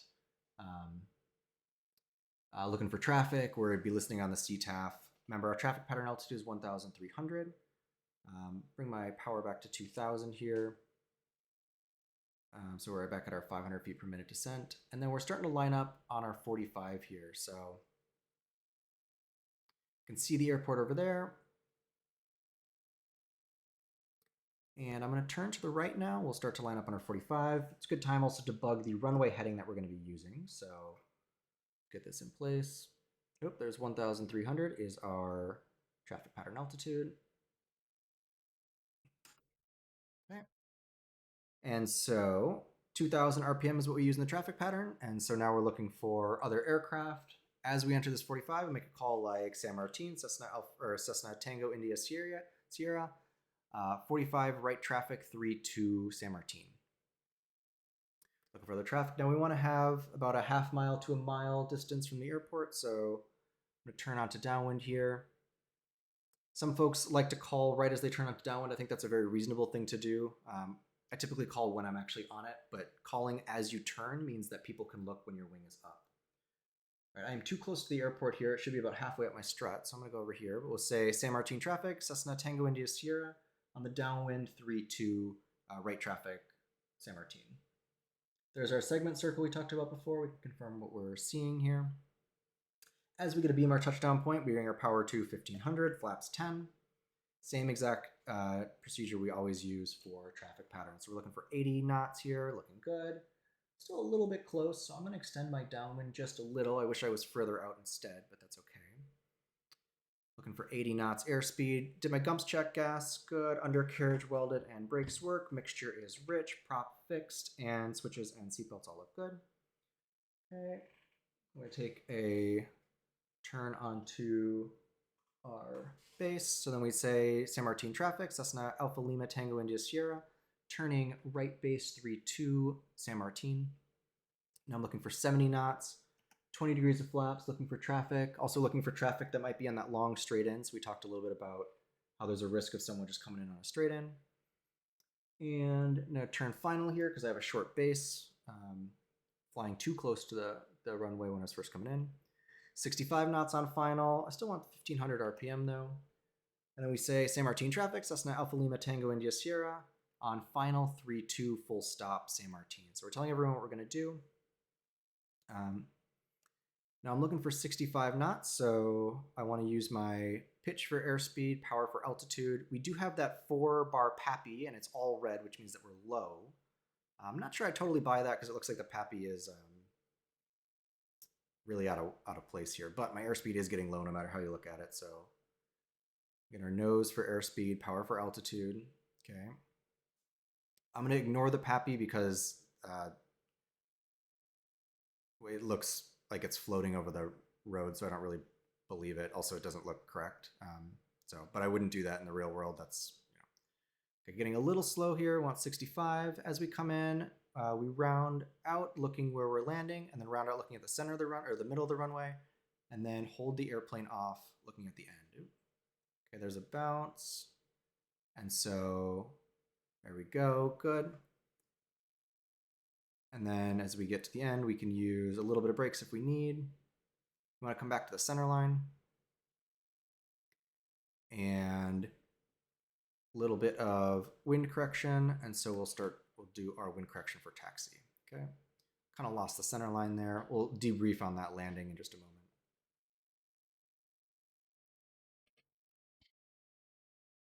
And a little fast through that turn. Okay, doing our wind correction as we go around. There's our hold bars. And as soon as we get past the hold bars, we say San Martin traffic, Cessna Alpha Lima Tango India Sierra, clear of 3-2, we'll taxi back for a straight, we'll taxi back San Martin. Okay, as soon as we stop, we bring our power to 1000, mixture for taxi, we'll do our cleanup flow, reset our trim, mixture is good, flaps to 10, and we turn our landing light off. Okay, here we are at San Martin. I'm going to quickly check to see if there's any questions in the chat before I get going, but otherwise what we're going to do is taxi back, and we'll do a departure, a straight out departure from San Martin headed back home. Okay. Hey there, Chance Bro. Okay.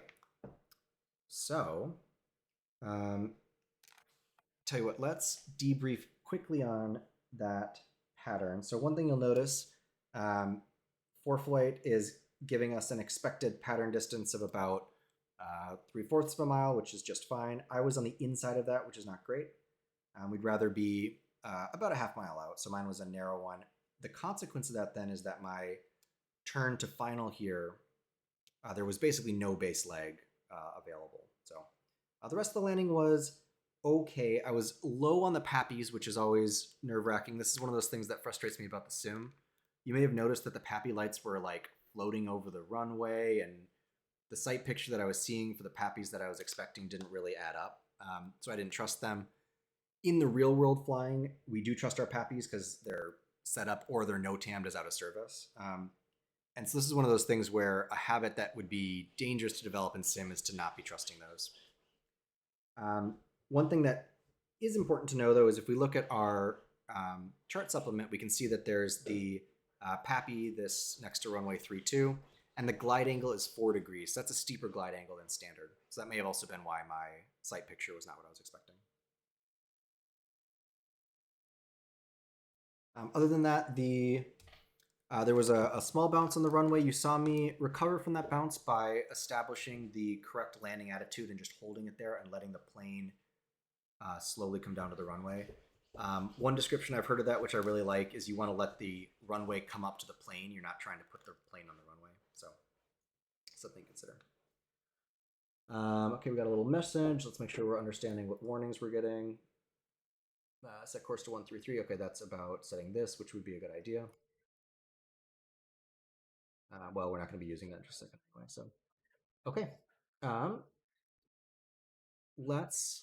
So if we were going to go back to Palo Alto now, we would reset all of these things to make sure that we have our ATIS frequency in here. We do our flight plan. You can also just flip it using the menu.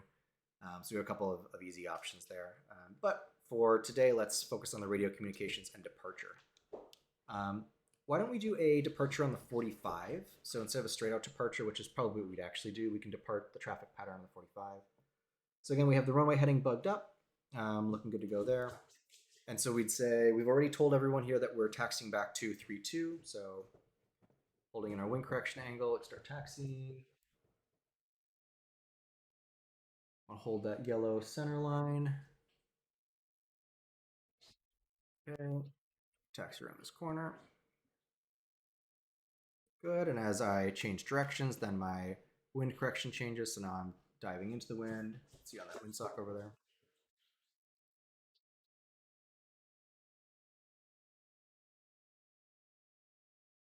It's one of those airports that has a habit of getting pretty hot in the summer.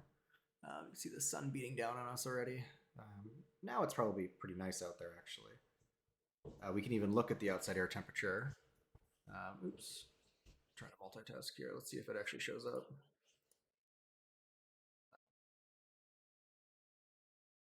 Usually it's included. Oh, there we go. Yep. 14 degrees Celsius. So that's how you can see the outside air temperature from here. In a future cross-country flight, we'll look at how to use that more. Okay, so again, we're listening on the CTAF. We're trying to figure out. All right, well, there's a runway light in the middle of the runway, so gotta love that. It's interesting. I typically don't see these bad artifacts, but I guess I typically fly airports I have add-ons for. So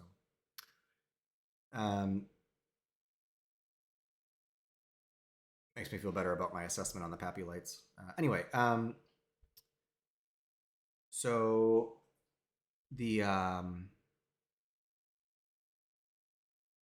oh yeah, we'll look at how to use that outside air temperature for calculations. But if you remember, standard temperature is 15 degrees Celsius at sea level, and so we're 300 feet above sea level at 14 degrees Celsius.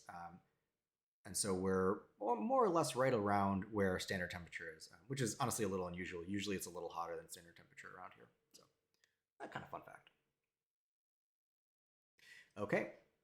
We don't need to do a full run up because we've already been flying. We didn't stop, need to recheck the airplane, so we can just line up for takeoff here.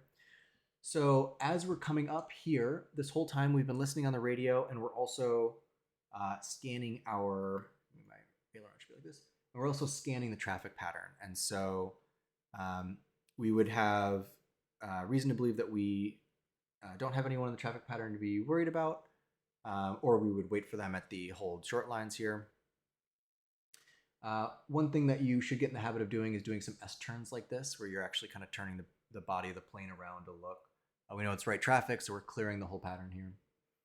Okay, get up to hold short bars here, and then we'd say something like San Martin traffic, Cessna Alpha Lima Tango India, Cessna Tango India Sierra, taking 3-2 right 45 departure.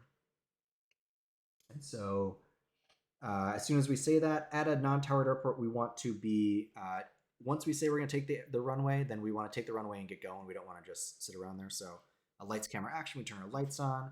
Camera's already good. Action, we have our trim is set, mixture rich.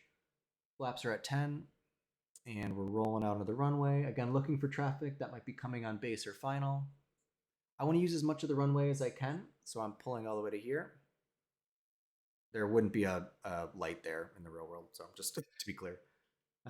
Lining up in the center line, looking for my wind correction angles here, the ailerons, and starting to bring in power for a takeoff.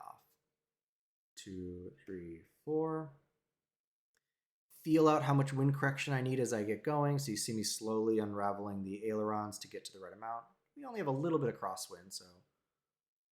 All right, there's our 40 knots airspeed alive, looking good. Rotate at 55. There's 55, rotate.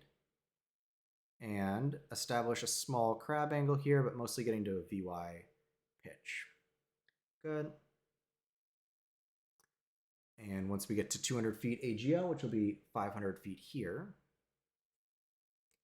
then we can do our flaps to 0, continue to climb out.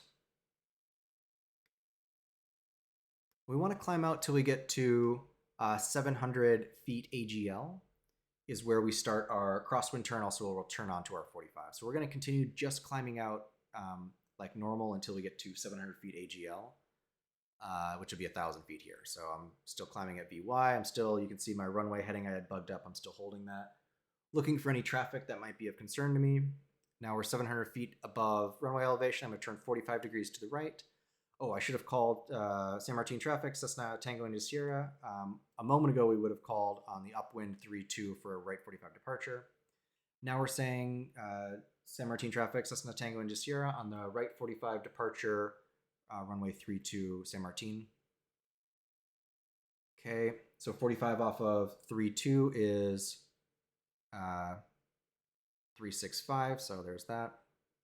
Still climbing at VY. Now that I'm a little bit above traffic pattern altitude, I might start to transition to a cruise climb. So I'm going to pitch the nose down for 90. Going to climb here, looking for traffic, especially because we might have people coming that same corridor we came in. Okay. Then we're going to start turning on course here now that we're well above the traffic pattern altitude.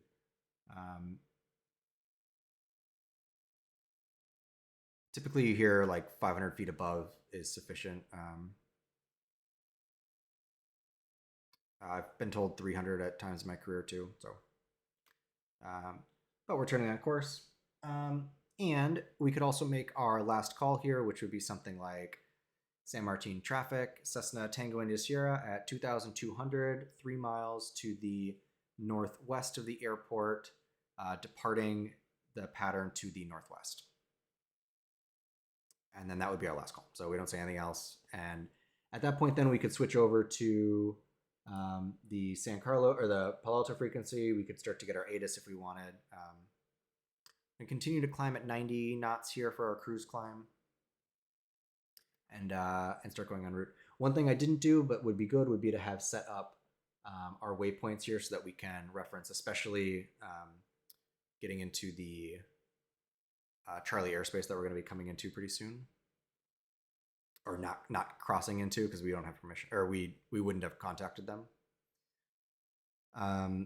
The other thing is on the way there, we are at 3,500 because we were flying to the east. On the way back, we're flying to the west by our magnetic course. And so we would be using 4,500, which actually might take us above the Bravo in certain places. And so we need to do some step downs. We may also just go at 2,500 all the way back. Kind of depends on how we wanted to plan it out there. But that's a conversation for another day. Okay, why don't we call it there? I hope that was useful. Climbing a little bit slow, should be at 90 knots there, but go back to the lesson plan. We can close out as we normally do.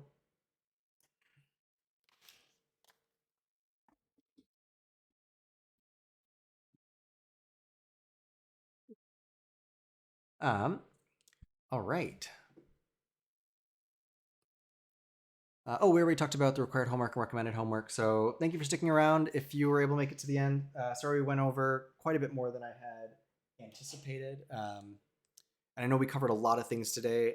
Like I said, I think in future times doing this, I would break this introduce each segment of this in earlier flights instead of trying to do a full pre-flight like this, when really today we were just trying to focus on the entry into San Martin and really just talking about those radio communications pattern entry approaches.